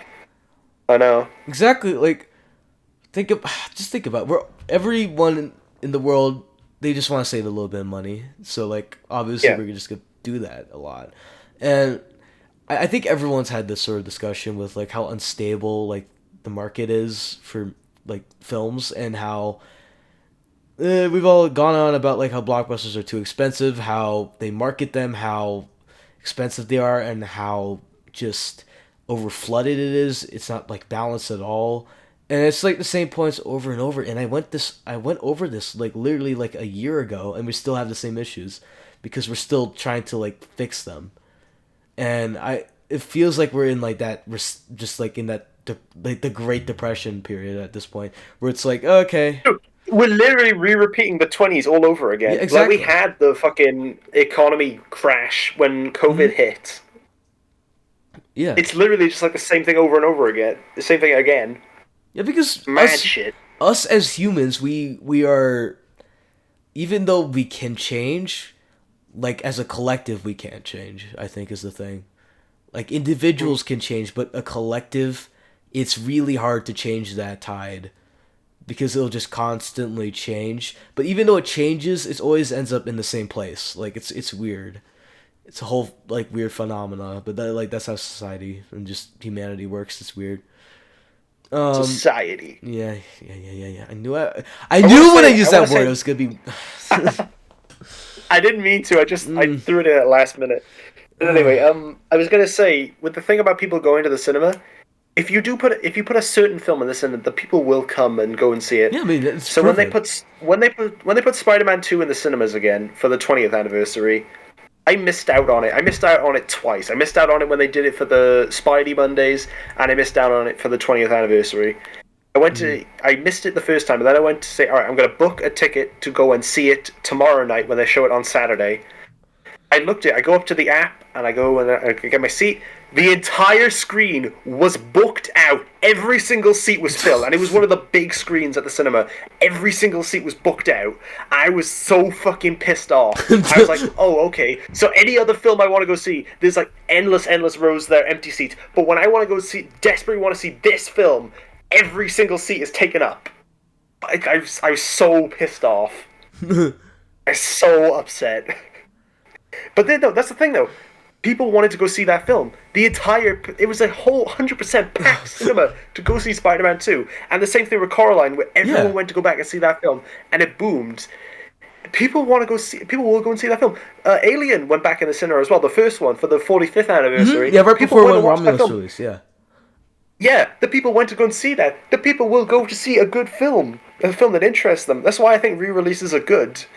Instead of just doing like, because I mean, think about it. I want to talk a little bit about. Think about it because I always think of this example when Jaws came out. That was in cinemas not for just like the standard amount of time we have now. It's in there for years. Yeah. It was there for years, and it was the same thing for like. I think it was either that or Star Wars was in there for at least like 2 years. And it's like we used to be a lot more like collective, but now we're so diverse, and it's like it's weird. It's like they don't know what we want, but at this point it's not even about like trends or anything. Just give us something good. Give something good that connects to people of this current generation, and it will sell. But no one gets the current generation. I want to talk a little bit on Alien Romulus. I won't spoil anything because I'm pretty sure you want to go and see that as well. Mm-hmm. I'll be seeing all the Alien films. Yeah, so I'll talk a little bit about it. I won't spoil anything, but I was not a fan of that film. I gave it the benefit of the doubt because the trailers looked good. I went to go and see it, and I liked it. I thought it was good up until the second half of the film, where I completely just lost engagement and I could not be asked to bother caring, and it just kind of fell apart by the end. But so I kind of don't want to spoil it, but it kind of just like does the first film again, kind of, and a couple other stuff. I don't want to like disprove that thing because I think you might find it okay, but I personally just didn't like it because it just did the same stuff again as the original films and all the other stuff and the prequels as well. And I was sitting there thinking when I was writing up my review, I was like, well, it's not really worth the trip to go see this out in the cinema because it is just like the same thing as the original film. So you could just watch the first two films at home for free and you get the same experience except a better one. And here's the thing where I thought about it, where they keep doing like legacy sequels and franchise continuations, where they basically just redo the same film as the first one again, and they don't add anything to it. It's just doing the same plot. Like The Force Awakens is just the first Star Wars again, But just worse. with a new coat of paint. Yeah, and worse. Yeah. With like Alien, like here's the thing where I like about re-releases is that you don't have to like create a whole new film if you're just going to redo the same film again. Like, what is the point of doing that when you're just pissing away millions and millions of money to just do the same film again, but just new? Just re-release films. It's an easy revenue stream, as I've said like 3 times now. And the examples: Spider-Man 2, Coraline, Alien, like easy stream. Just re-release those films if you genuinely just like can't be asked to give us like the same, like a new experience. Just re-release films, and that's the way. You just want to make money, just re-release the films again until you come up with something smart and something new. That has its something downsides fresh. because it'll be the same thing as reboots. We're just like that's the only thing that's gonna be in the market. But like it's all about balance, and it's all about I do think it is about things balance. coming in the right time and allowing those things to come in the right time because they're limiting a new scope. There's a new generation of filmmakers, and we have them. We've put them up on a pedestal, but it's not high enough to reach like the heights. It's sticking between the quote unquote indie scene. I don't give a fuck if it's independent. It's all film, and it should exist. It should coexist. And I didn't think people like did that. I think aren't people championing more for indie films? yeah, but like there's still I just don't like the label. You know, I just always consider like it's good that they're championing it, but like I just me personally, I just don't think the label rubs me the right way in certain times, you know, especially like now. And I think just the problem is like it's all like undeniably a movie will be successful also based on marketing. It's about marketing, but it's also mostly about making a good movie. And I think if you have like that consistent balance of like, yeah, give them some re-releases, give them some sequels that are necessary, some stuff that they actually want, but also offer something new. But offer something that Dune also Part 2, anyone? yeah, but also offer something new that also challenges you. Like just fucking anything. Like I know. it doesn't seem it seems easy on paper, but it is really hard, and we're going through that right now. And I'm I mean, sure I say it's fairly easy. Just like don't do reboots, don't do any of that. You can do like sequels in certain cases. no, If I'm you sure. just want to make money, just like re-release successful films, Sure. man. I mean, the whole thing is just quality. I mean, it could be a sequel, but it's just gotta be good. And Yeah, it has to be as well. yeah, but Because that's why most people haven't like shown up for certain stuff like Indiana Jones 5, because nobody wanted to see that. yeah. Fucking what else? What other stuff has come out? What can you give me like something else? Give me else like a legacy sequel that nobody wanted to watch. My mind's gone blank now.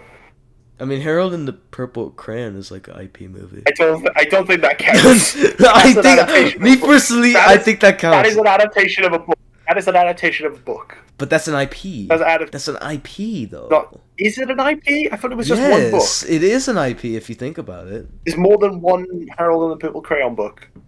Yeah, I think there's multiple. I didn't know that because I never read that one when I was a kid. I mean, what came out?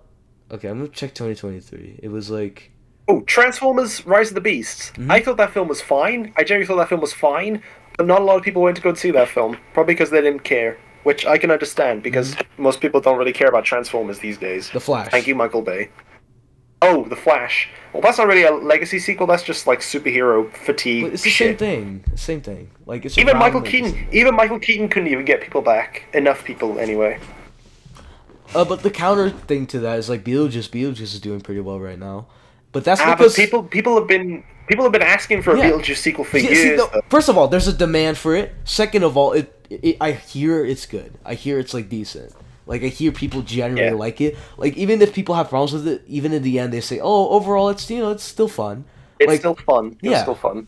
Yeah, it's not miserable. It's not fucking Indiana Jones in the Dial of Destiny. We're not. Oh, that is the worst one. That is arguably like the worst one. At least to me, that was the one that rubbed me the wrong way the most.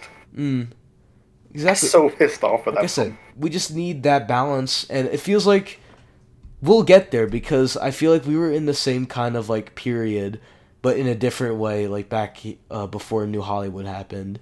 Because it's just gonna cycle. When's the again. cutoff? When does New Hollywood begin? New Hollywood, many people say was like late '60s, like around Bonnie and Clyde or the Last Picture Show, or Oh, okay. So we're going back that far. Okay. yeah, like we went through that same cycle. There was a overproduction of like over budget like musicals and like historical epics. Oh yes, yes. I know about the musical thing Yeah. about how they died out.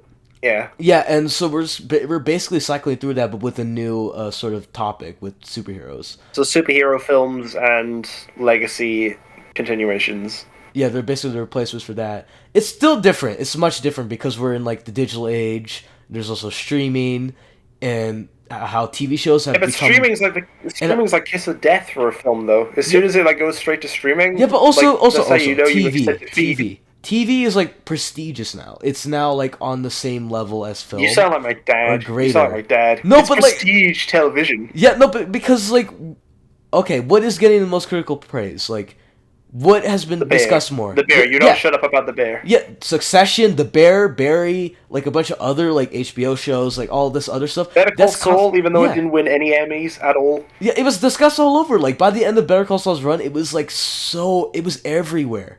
Like it was the best thing on TV. Yeah, like everyone talks about TV, and it was like the big thing.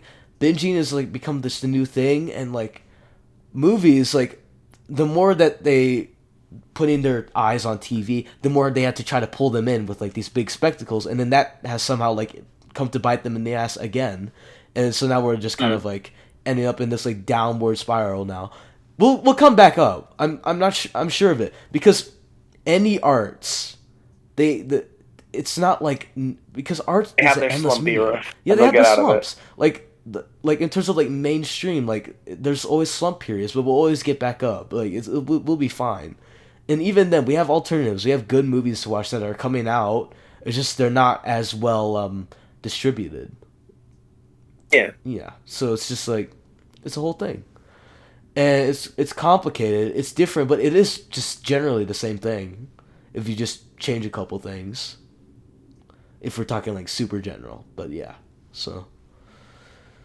Yeah. I don't know. It's the same conversation so many people have had, and it's just I don't know. They still are just trying to fix it, and I don't know what they're doing. Hollywood's a mess. We're nearly halfway through the decade now. It's hard to believe that. That is weird. Do we think we're gonna get this problem solved before the decade is out? Maybe like late. Think cinema will heal. The late 20s, maybe. Like. Oh boy. Maybe we'll get like the best ever fucking movies of like all time soon. I don't know. Who knows? You never know. Never know. But yeah, I don't know. I think it's cool. I think it's nice people are taking the opportunity to look back on stuff. And it certainly made me reflect on like cinema as a history form. Like as just history, because we are basically repeating it again, just in a different way. And it's going to be interesting to see how it plays out, and people are taking advantage of those re-releases, and that's cool. I wish I got to see some of those, like, really badly. Like, I really wanted to see some of them. But... Again, I'm still fucking cheesed about Spider-Man 2. Yeah, but it's cool. Everyone wanted to see that movie, It was the only Spider-Man film. It was the only Spider-Man film I wanted to see in the cinema, and it was fucking booked out. It's okay. Everything's gonna be okay. I know.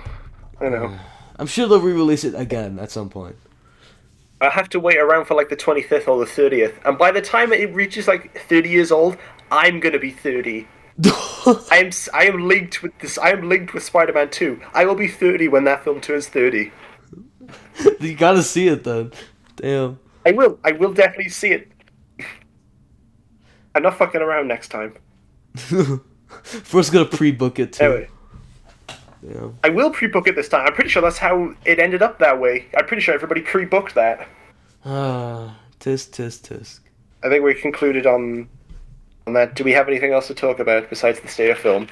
I don't know. It was kind of loose back to that because the state of TV is pretty good.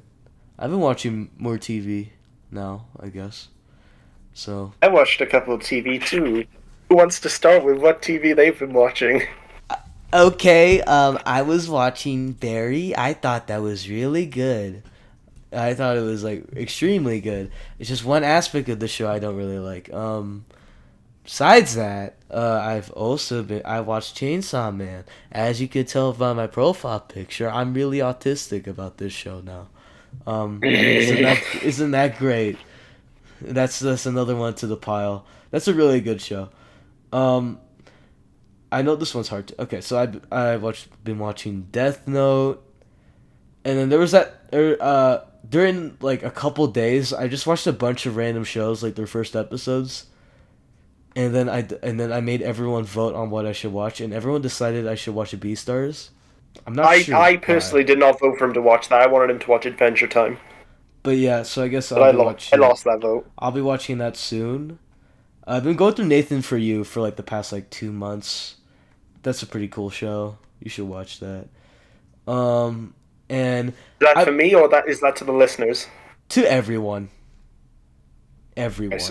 I've actually only now really like been trying to get through The Bear season 3, cause I heard mixed things on it from hardcore fans and also shippers. So we'll see about that. But yeah, that's generally what I've been watching. What have I been watching? Alright, let's have a peek at this. Oh no. Oh no. So I watched The Boys. season 4. I watched that Tumbleweed just went past by my room. Like I want to give my 2 cents on the show, right? Just like fucking let me have this. Okay, fine. I'll let you have this. So I watched it all when it came out, and I thought, oh man, fucking drop off. Like season 2 was supposed to be like the weakest one of the whole show, and then season 3 picks it back up, and then season 4 just somehow manages to be worse than season 2. It really feels like they've completely lost the point of anything. Now it's just fully gone into like complete like shocking moments without that much of a point. And Homelander has like been Flanderized almost. I mean, they kind of reel it back in with one episode, but then for the most part, it is just like he's kind of just like they've taken the memes people make about the boys is now just is what season 4 is. Like the push and pull between Ryan and Homelander and Butcher. That whole meme has been like exacerbated, and it's now just part of the show, and it's ridiculous. All the shocking stuff is now just there to be shocking. As of course everyone knows, episode 6 was the weakest one of the season and possibly of the whole show. If you know, Tech Knight in his dungeon. What? Okay. Have you not heard about episode 6? Wait, was it? Is it the where he gets R word? Yes, it's the one where Huey... not I meant the Ray. You know that word. You know we're not monetized, right? I could say it. Not, but later on, I don't want to get like fucking cooked, you know. All right, fair enough. So that's the episode where Huey has to pretend to be a superhero, has to pretend to be a soup, and he gets invited to Tech Night, who's meant to be a parody on Batman, even though it's a very poor parody. He gets and he gets invited to his, he goes to his Batcave, but it turns out it's a sex dungeon. Oh my god! And bad things happen to Huey, and it's not really serving much of a point because they kind of just like sweep it under the rug and treat it as a joke, which is not really on, because the first season treats two acts of sexual assault in a very serious light, and it builds part of the characters in the first season. Now it's just treated as a joke, which is bizarre. I don't know what's going on. And even then, like, the whole season, at the end of season 3, it felt like everything was going to kick off and it would all just go to shit. But then season 4 is just like plate spinning until the very end when it all kicks off, even though it was supposed to all kick off at the start. It's just weird. That's what I heard about it. I think I get what you're saying, like the flanderization. I think if this is a new thing with like internet culture now, like the fandom is affecting the shows now. That is a weird thing that's been going on, because it happened before with like other shows. I forget specific examples. Was it Star Versus, or was that just because? I think it was because I don't know. I never watched that show in full. I only ever watched the first season when that was airing. But yeah, that's like one of those shows where it's like, oh, it's been affected by fandom-isms. And it's like, oh, like fan service and all that. Not the anime type of fan service, but the other type of just the normal type. We'll talk about that in a minute. What? Oh, right, right. Carry on with what you were saying. No, but like it's a thing that's been happening. I don't know. Cuz obviously there's like millennial writers who are starting to write to be progressive, and then that becomes the whole point of the show, and it's just like make a good show. That's all you really have to do. That's the whole thing. I'm not as well versed into that stuff. It mostly involves I think it involves like Star Wars and like all the Disney stuff, Disney Plus shows, and I don't want to think about that because I don't. Frankly, I don't give a fuck about Marvel anymore. I just Yeah. don't, and I don't care Neither do I. for Star Wars Because besides Andor. So yeah. Yeah, I've completely like tapped out of Star Wars after I watched Obi-Wan Kenobi, the Kenobi show. I completely just like given up with it. So I tapped out and I went and started watching Star Trek instead. Let's talk about Star Trek now. I'm done with The Boys. The Boys season 4 was terrible. I can't wait for season 5 for this all to finally end. Let's do Star Trek. Star Trek has been my obsession for the last 2 years. After I gave up with Star Wars, I was like, you know what? It's finally time to watch Star Trek. Let's give this a go. And I'm glad I did. It's been a fucking great time, and I have loved every single minute of it. It is, there's been some dodgy patches, but overall, it's been a great Season experience, 1 and of I'm Next happy to Generation. announce. Yeah, let's talk about Next Generation for a bit. But I want to say it is probably better than Star Wars because Star Wars has a very the good to bad ratio is heavily one-sided to the latter. The good stuff is very hard to find in Star Wars. Outside of the books and all the other expanded niche mediums, the mainstream stuff is very heavily one-sided to bad stuff. Star Trek, though, most of it is mainstream. It's all just TV shows and movies. All of that, all the mainstream stuff, for the most part, is premium stuff. The original series, if you have like sensibilities and you can like tune yourself into the old style of like 60s television, it's a hoot of a time. I love the original Star Trek. And then the movies to go with that are great as well. I'll admit, 3 of them are not that good, but the other 3 are premium. Next Generation, I finished at the start of August. Next Generation was great. It's basically the original series, but even better, with even better characters. It's so mature and thoughtful and so hopeful. It's a hopeful vision of the future. It's not like fucking bleak, miserable sci-fi we get now where the future has to be miserable and bleak. It's a hopeful future where everybody is together. Racism is no more. Everyone is equal and everyone's just the best and everyone's striving to be the best. Deep Space Nine. Deep Space Nine is the one I'm watching right now along with Voyager. Deep Space Nine is like fucking up, like immense, and I'm only 3 seasons in, and it's the shit. It's dark, it's gritty, but it's also hopeful and interesting and so insightful with so many deep characters. It's also a fucking sexy ass show as well. I mean, sizzle in some of those episodes, man. Like Star Trek in general can't. No, it doesn't have sex scenes because it's network television that's aired before 9 o'clock. But it has sizzle, it has horniness. Everyone knows all the horny Star Trek episodes, and like everyone. Horny. I think it's just you, bro. You don't know. No, the horny episodes. Everyone knows the naked time from the original series, the one where everybody starts acting drunk and horny. Oh, Everyone that knows one. The less. Okay, I know about that. Yeah, the one. naked time.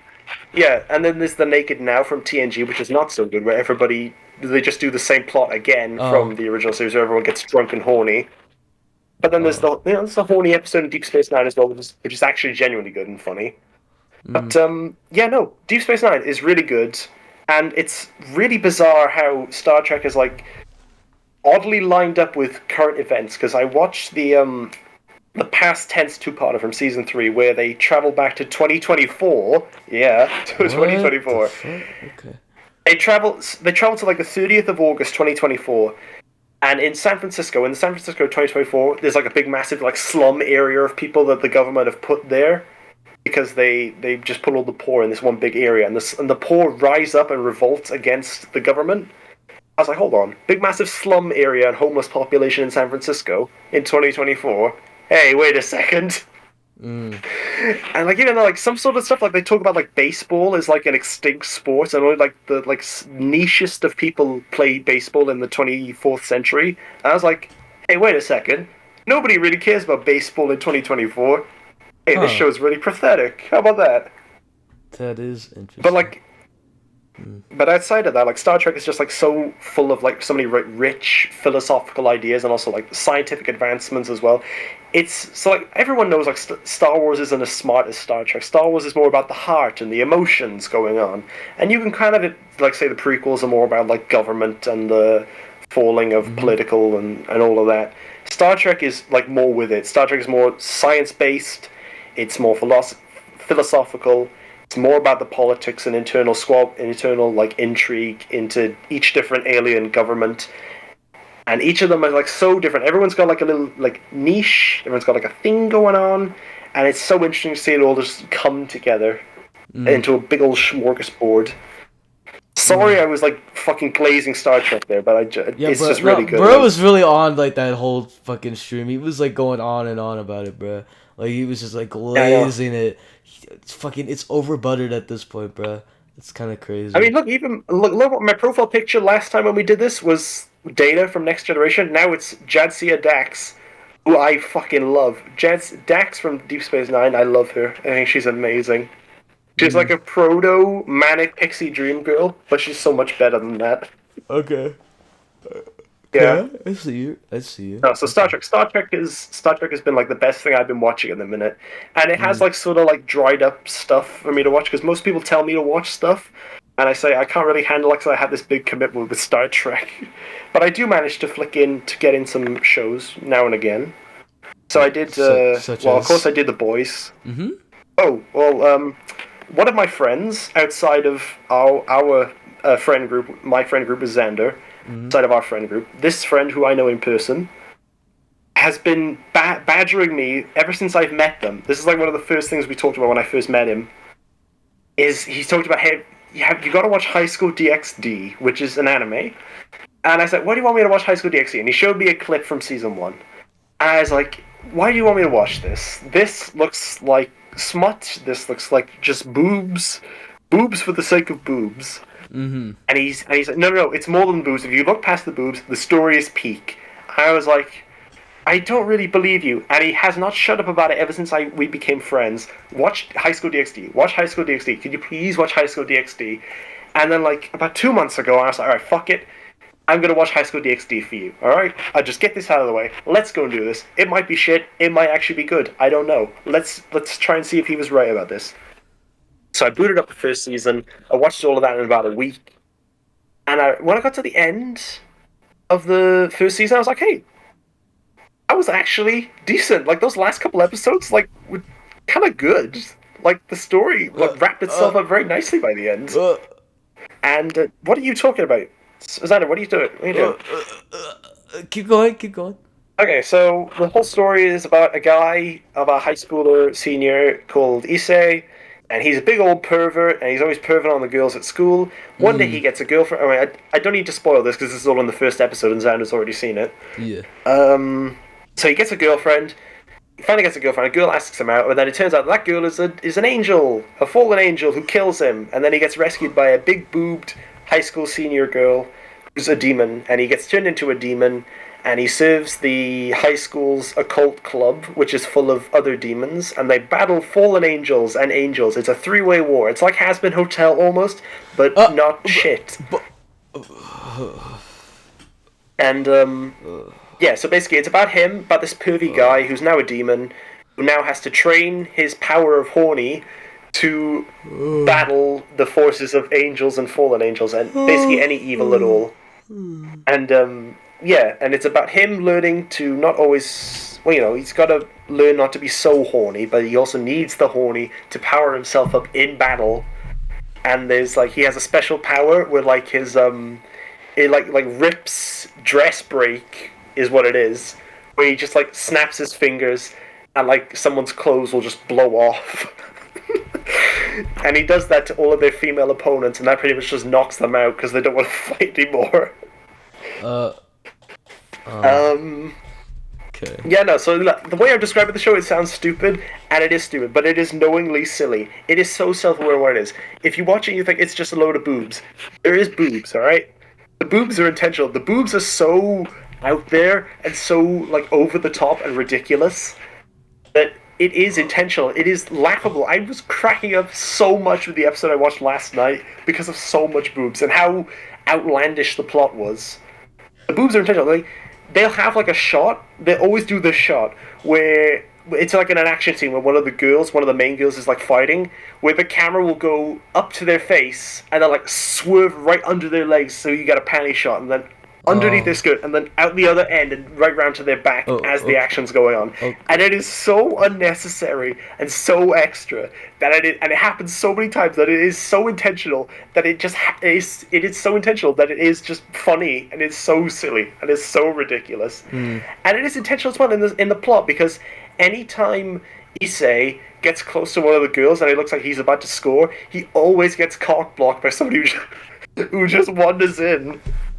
Oh. And it is like genuinely funny. But then also there's heart as well. The story so far is not peak. Okay.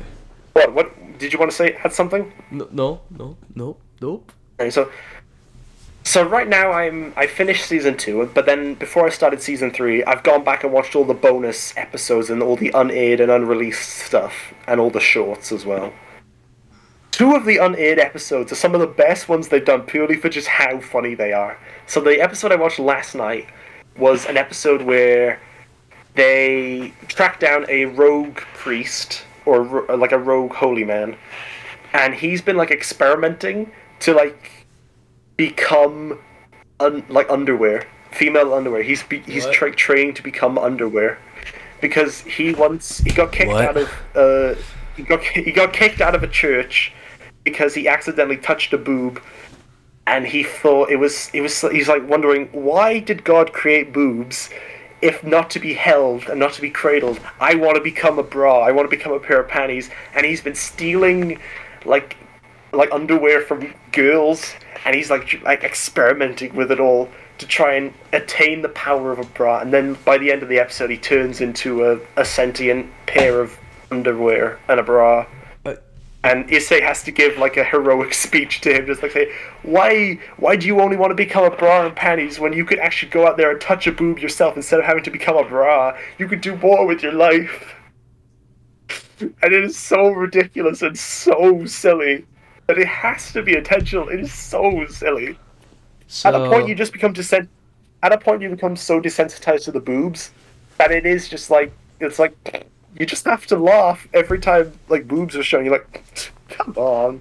But like no, back to like the main story. The main story is good. It's not like peak, but it is like good. There is like effort put into it. There is sweet moments. There are intentional moments that are good. Like the season 1 finale is really good. It ties everything up nicely. And then the season 2 finale is also really good as well. It's very heartfelt in places. Yeah, no, I don't know about season 3 or 4. I hope maybe it gets even better. I don't know. But so far, I am actually enjoying myself with the show. I didn't think I would. I thought it would just be stupid. And it is silly. It is intentionally silly, but it also does have heart. It is a decent show. And I really want to dispel the stigma behind the show, but Xander refuses to watch the rest of the show so we can do an episode about it. Xander, you have the floor now. I think you've talked enough, my man. Look, you said you wanted to dispel, but what you're saying to me is, it is what I thought it was. It's like self-aware show that's just kind of made to show boobs while having like this weird, funny plot. That's that is essentially what it is. It's not this. Because the way other people talk about it whenever I mention it, is if it's like the most disgusting and abhorrent thing ever, and I just don't. No, it's just they're overreacting. It's just they never see it. Just seems like fetish shit. That's all it is. Not fetish shit though.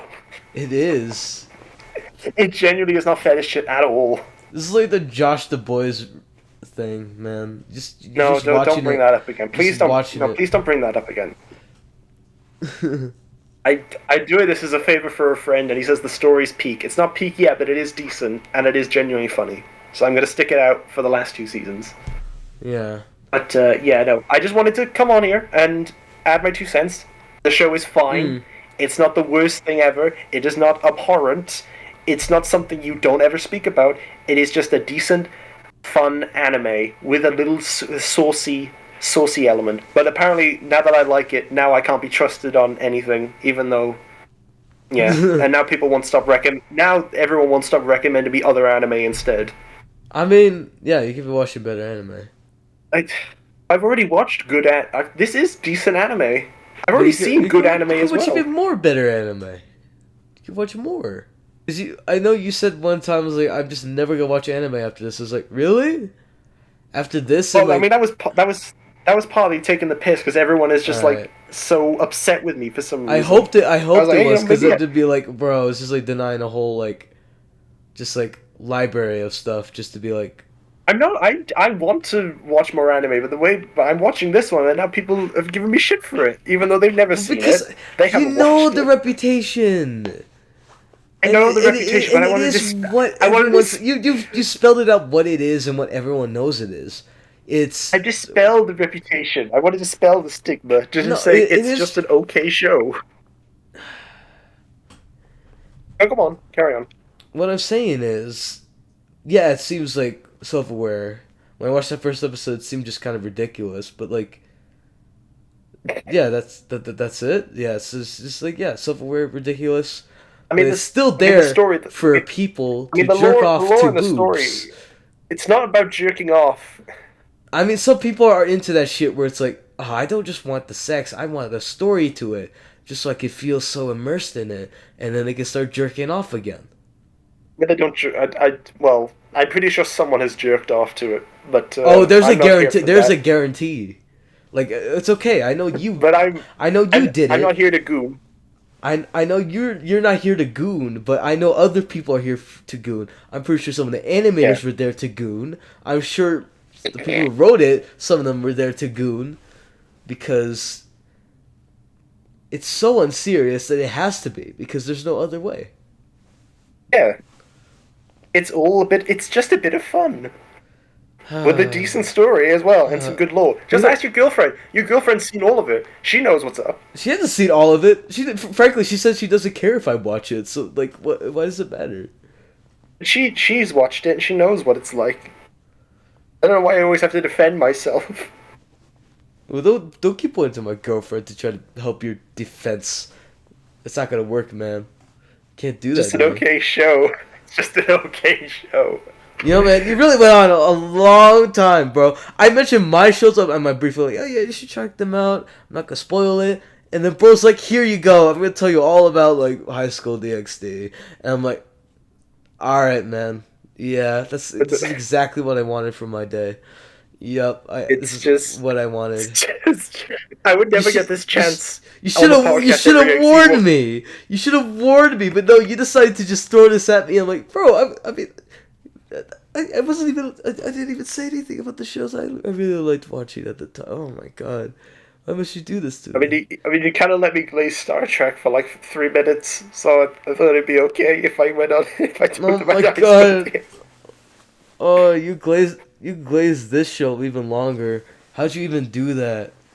How? Because I wanted to genuinely dispel the stigma. It seems like the most unserious thing, even the way you describe it. It's like, okay, It is unserious, but people treat it as like an I'm abhorrent not doing a whole show. episode worth. I mean, sure, you got your segment here now, bruh. Like this is Yeah, yours to own now. yeah. Now I kind of don't need to now. Is that all you wanted to say? Yeah, that's all I wanted to say. I just wanted to dispel the stigma for High School DxD. If you're not going to watch all of it, this is my only chance. So there we go. Boom. There we go. High School Bro, DxD. It's okay. At least the first 2 seasons. if you get one person somehow to watch it, I don't know what I should I clap or should I be ashamed? I have no idea. You should be impressed. I don't think I should. I think it's just sad, but you know, good on you. You find fun in that show. No harm by it. No harm. I think we're just about done now. Do you have anything else more to talk about? Because I think I've I mean, expended everything I wanted to. if we're talking about boobs, then you should You want watch to talk about Chainsaw Chainsaw Man. Man? Yeah, man. Uh, It is basically what you're describing, but they like take it seriously, and it's actually done super well. Because the whole thing with Chainsaw Man, the concept is basically Denji. He's 16, and he lost his parents at a young age, but his dad has a debt. His debt is basically just like millions of yen that he has to repay by killing devils. And the whole thing with that is basically he finds Pochita, who's also injured, and they both basically heal each other because devils, or at least certain types of devils, they are they basically are healed by human blood. That's what they hunger for. That's the whole point. And Mm-hmm. for Denji, devil blood can heal him. So it's kind of like a sort of just like healing each other, and it works. And so they keep doing that. And you know what's funny is at the beginning, Denji has an eye patch, and the whole thing with that is he sold his eye, not even for that much yen, but he basically sold his eye and his ear for money, just to scrape by, and it barely did him any good. But he was willing to do it because he was that desperate. The whole thing is the setup is like it seems very just like cute two man, like he's just kind of like him and his little sidekick, and they go on adventures.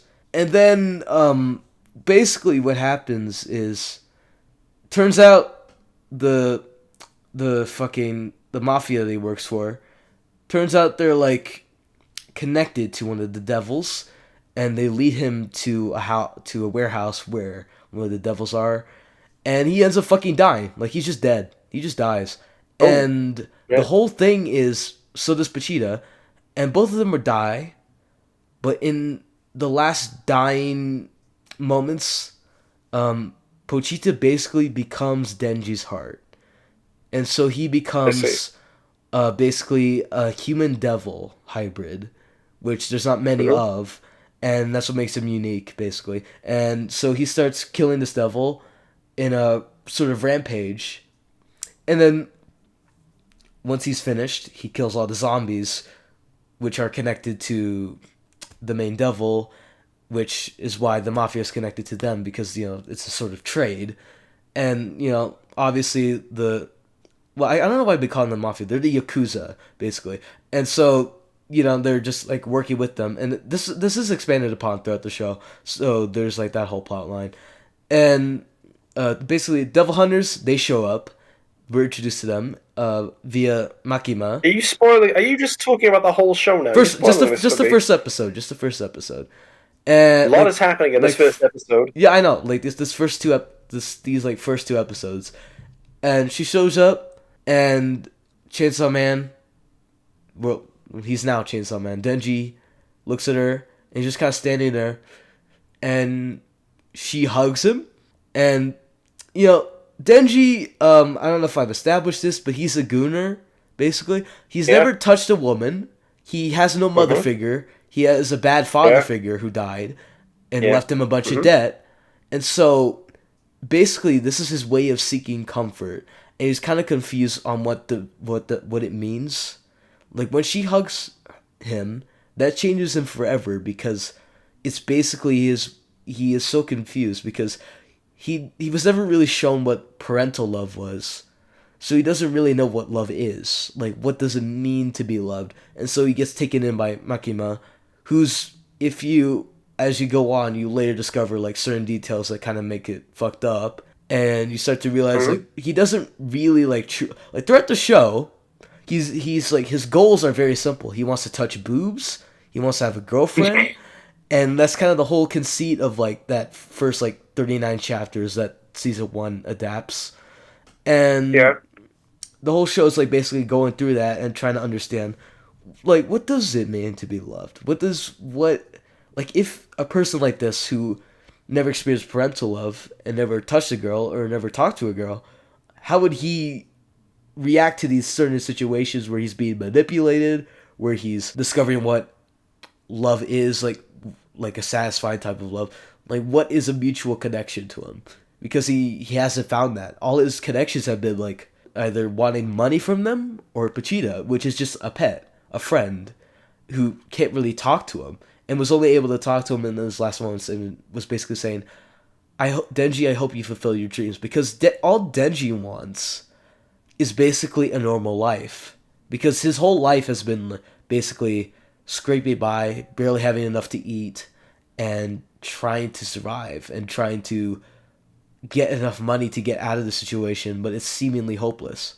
Near the beginning, like, one scene, they explain this, and then one of the henchmen basically says, I'll give you this amount of yen if you eat this cigarette, and he does.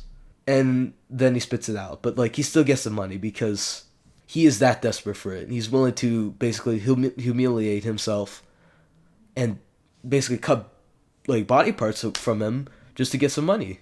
And it's kind of interesting how he transitions into like getting this job as like a devil hunter. It's really cool. But yeah, man, I love Chainsaw Man, and there's even more I could talk about now that I've read the manga, because now I'm like around like 100, like 30 something chapters in. I'm nearing the end because it's like 175 total or something. But yeah, it's a cool show. I think it has meaningful things to say about like sexual relationships and what it means to have goals in life, you know? So yeah.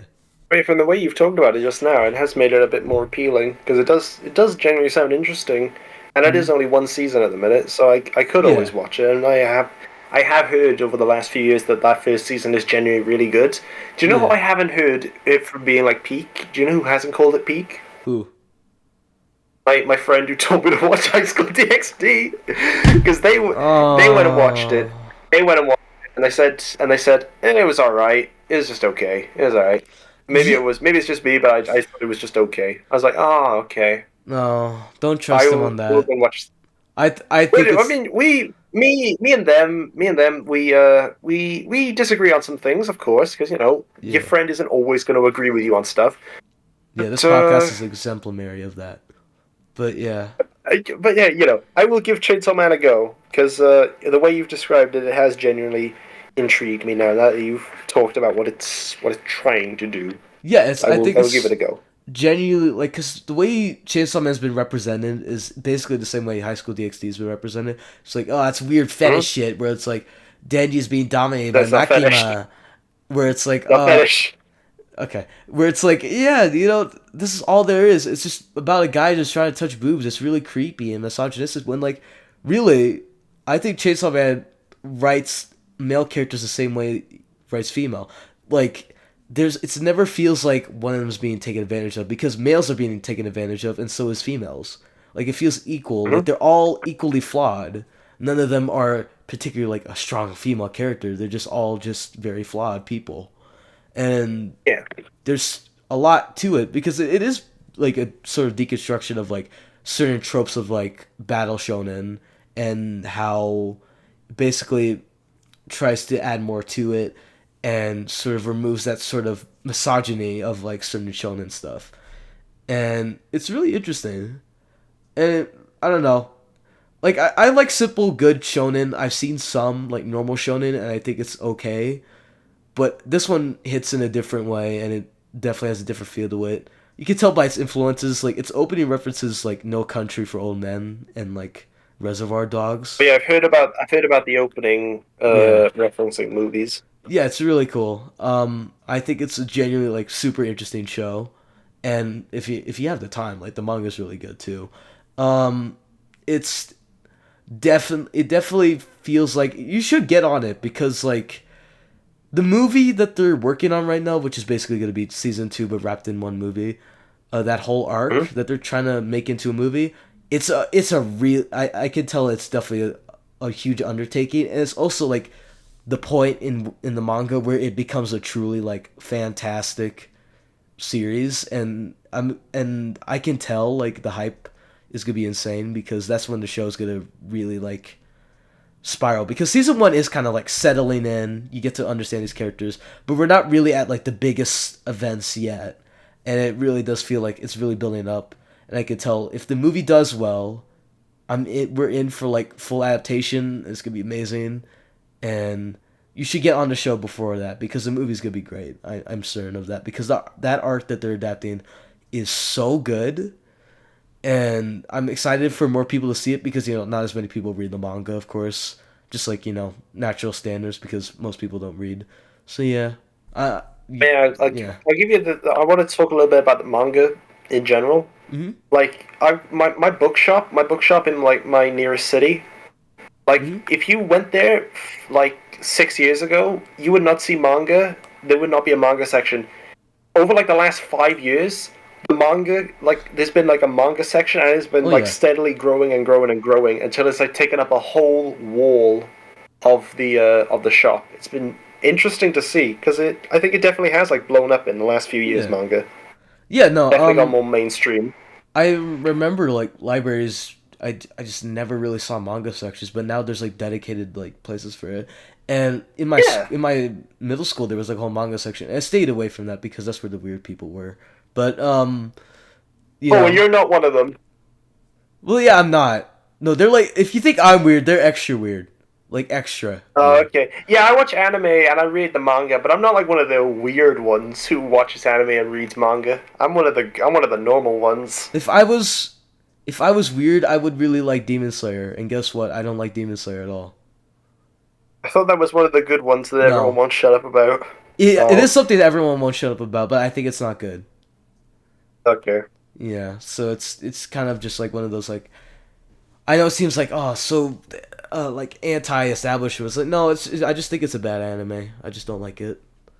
I just Yeah, think fair it's enough. quite bad and Hmm. very just like kind of basic.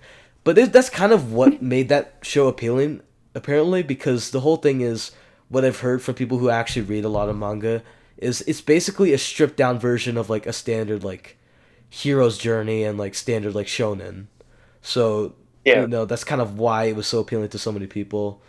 And that's why I don't like it because it's so stripped down that it literally has Oh, because barely any it's for the characteristics. normies and you're No, really there's barely any characteristics. Like one of the characters, their superpower and what is basically they're really bad at fighting and they're afraid to fight until they fall asleep and then they're really good at fighting. I And mean, that's that's kind of funny. yeah, but it gets old after the third time. Because Oh, okay. basically the whole show he all he does is scream and cry and also beg for a Yeah. girlfriend. So he's kind of like the worst of like the weird horny tropes in anime. And it's kind of I creepy. see.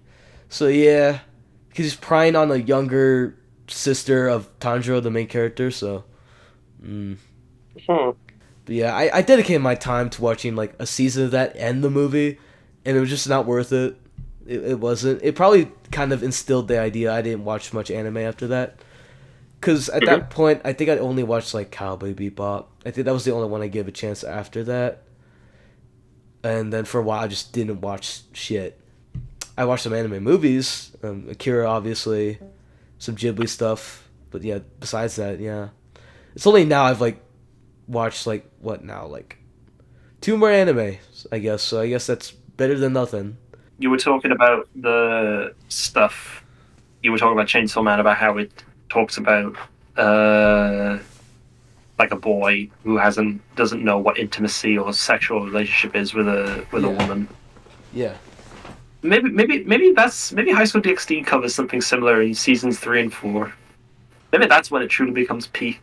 Maybe High School DxD does a flavor of that. I'll have to wait and see. that is a strange. Okay, sure, why not? I just wanted to throw that in before we finish, just in case. Yeah. Just so I Okay. could say, hey, High School DxD did it first. Okay. Yeah, man. Hey, I don't know yet. We'll have to wait and see. Fuck it. You also didn't let me talk about Barry. I'll talk about it less. There was that, and I thought that was kind of sudden because do you ever have one of those shows where you really want to watch it, but you can't get past like the first season? Like you know it like gets better, but like you just can't get past it for a while. Or there's shows like you really want to get to. BoJack season 1. Oh really? BoJack season 1. Yeah, I mean, I like BoJack season 1 more than most people, but I am just sort of like waiting around for episode 8 for it all to like kick off, because we all know episode 8, Telescope. I tolerate it more than like most of us in our friend group, but I am just kind of like waiting around for the Telescope episode. Yeah, there's shows where it's like sometimes you really want to start it, but then it's just like it's just never the right time. Like when you start the show, it's like no, this is not the time. Or it's something like yeah, like that first season is just fine, and you have to wait until like season 2 or 3 for it to get good, and that can be frustrating. But with Barry, it was a weird case where I started it like 2 different times before. I started it in like around the time when season 3 was airing.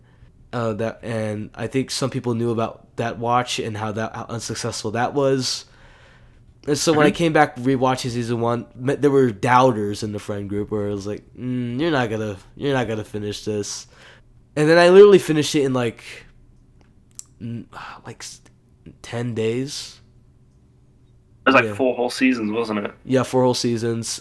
Each episode is like 30 or so minutes. 8 episodes per season, precisely, like for all seasons. So yeah, it's honestly a very quick show to watch. The way Bill Hader described it is you can watch each season as just a movie, just a really long movie, and it does work because each episode ends at a point where okay, you kind of have to watch the next episode because it leaves you during like the middle of like an integral part, you know. It's the same. It's the same way bingeable shows happen, and it hooked me. It really did. Because rewatching season 1, I was very familiar with it at that point, and I think it's a very solid, very good season. But like season 2 and season 3, they take it a step further and they become more ambitious. Even like as the show progresses, you understand like the cinematography and the filmmaking gets much better.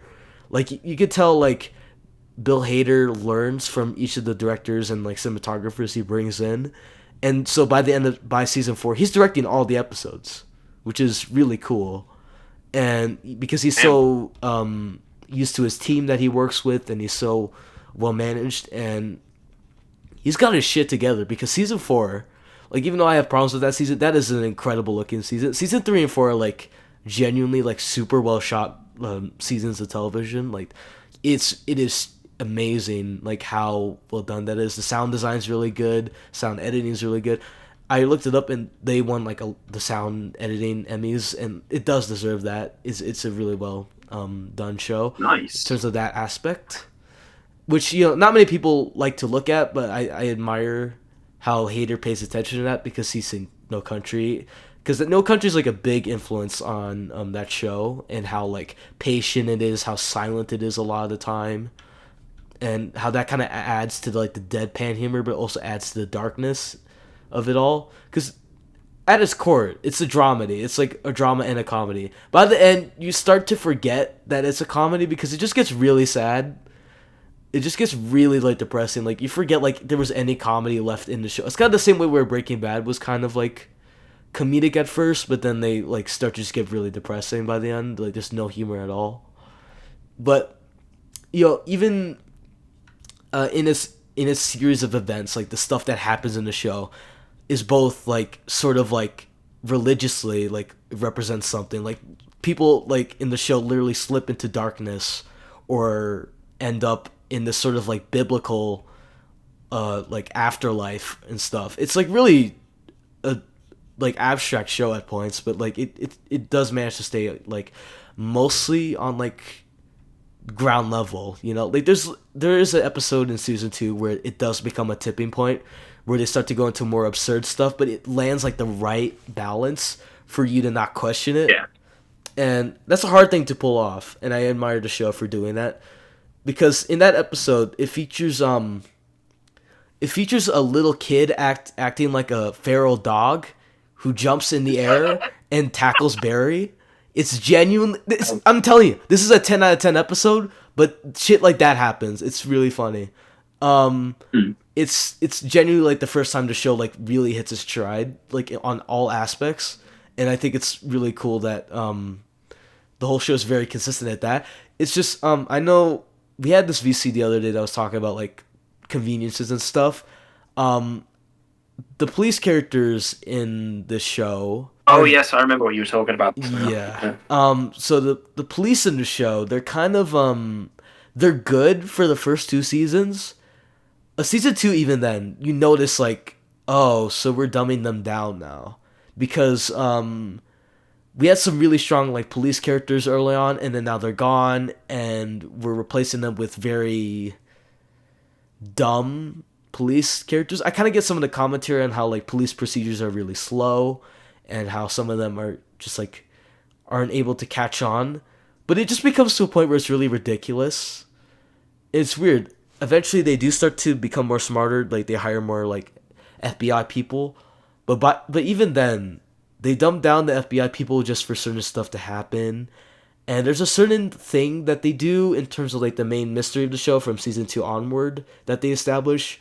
The way they conclude that and what the police think is the person who murdered this certain person is really dumb and actually doesn't make any sense in terms of what evidence they have and what they know about like how this person died. So it's a really complicated, kind of messy part of the show, but like the main character stuff, like that maintains as like some of the great stuff. Season 4 really pushes it into strange directions. Like at some points in season 4, like Barry barely shows up, and it's actually really interesting because it's now become a show about so many people and all their issues that it's far beyond Barry. It's about the effects Barry has on people, and it's really interesting. Oh, I see. But yeah, I think the show does end up with some really interesting ideas. It offers up like a really fascinating way to look back on the show in terms of literally commentating on the legacy of Barry as a character in the universe, and it's cool. But yeah, I think it's a really cool show. It's short, it's sweet, and it's also dark, and it's funny. It's like everything you'd want out of a show, honestly. It's pretty cool. Didn't you say you were disappointed with the last couple episodes? Yeah, but like overall, like it was mostly certain aspects of the final episodes, not like the main meat to it. I think I see.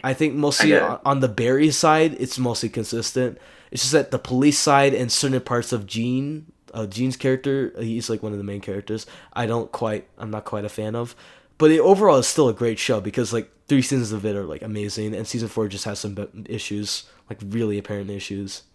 So yeah, I don't know. Overall, like 8 out of 10 show, and some like 2 9 out of 10 seasons. So yeah, you should watch it. It feels like definitely your thing, honestly, because it is like that. It is something that I've heard other people talk about for a while now, and people say, "Oh, it's like it's one of the shows you should be watching right now. It's one of the best things on television." Yeah, I think it's really cool. Bill Hader's a funny guy, but he's also, you can tell by the show, he can really pull off some stuff. It's cool. There's some really good like long takes in the show and stuff. It's interesting. I like it. I think we're just about done now. I think this ramble hour's going on quite enough. It's gone on for enough. We've glazed TV. We've debated the state of modern cinema. I think that's just about enough for people who want a little extra of us both. Yeah, we've almost hit the 4-hour mark at this point. Oh, Christ alive! I feel like this is just gonna be the average for every episode of this show. I swear to God. Man, damn it! It always ends up being that way. Like if the whole main discussion isn't long, then the rambling hour has to be long. It's like required by law. It's equilibrium. Maybe we should like cut down these I think if we did more consistent posts, if we did more consistent episodes, we wouldn't have to do a ramble hour, or they would be shorter. Yeah. No, I don't know. Okay. I mean, the ramble hour isn't really like necessary for the rest of the episode. It's just like a little extra bit. Yeah. I think it's it's a weird part of the brand of the whole thing. Like it's just become part of the whole thing. Like sometimes I skip on them, but then like it just becomes like a part of it. But no, I think that's just about it for everybody. So tell everybody we'll see them next time for Furiosa and Inside Out 2. This has been the Baz Luhrmann theme park episode. Thank you all for listening. Yeah. And we shall see you next time. So say goodbye, Xander. Yeah, goodbye. We'll see you next time for either the most fucking awful train wreck debate or a pretty good episode. Who knows? Who knows what's gonna happen next time? But we hope to see you there because I know you're sick and tired. I'm so excited. I know you are all sick and tired of us yapping. So yeah, sick and tired of us. I don't know. You probably forgot we even talked about movies. You probably forgot. I know. It's now a TV podcast strictly. We should do TV more. The one time I did TV, it lasted like 5 hours. So I don't know. Or wait, was it just as long as this? I think it was. Oh my God. Wait, I'm checking this real quick because I gotta check this. This is my wrap up. I'm gonna check this real quick because I need to know. Turns out we are running longer than the Community episode. I think this is now the time where we stop the episode now. So I'm going to see you all next time for Inside Out 2 Furiosa. I'm saying goodbye on this. This has been The Dumps. I'll see you all later. Say goodbye, Xander. Yeah, goodbye. This is my show. Bye. Welcome to my show. This is solely my show. This is my show. Our, This is hey, wait my a second. show. It's our show, No, comrade. no, it isn't. It's my show. I created it. You fucking betrayed me, old sport. God No, damn fuck you. Anyway, okay. Bye, bye. Alright.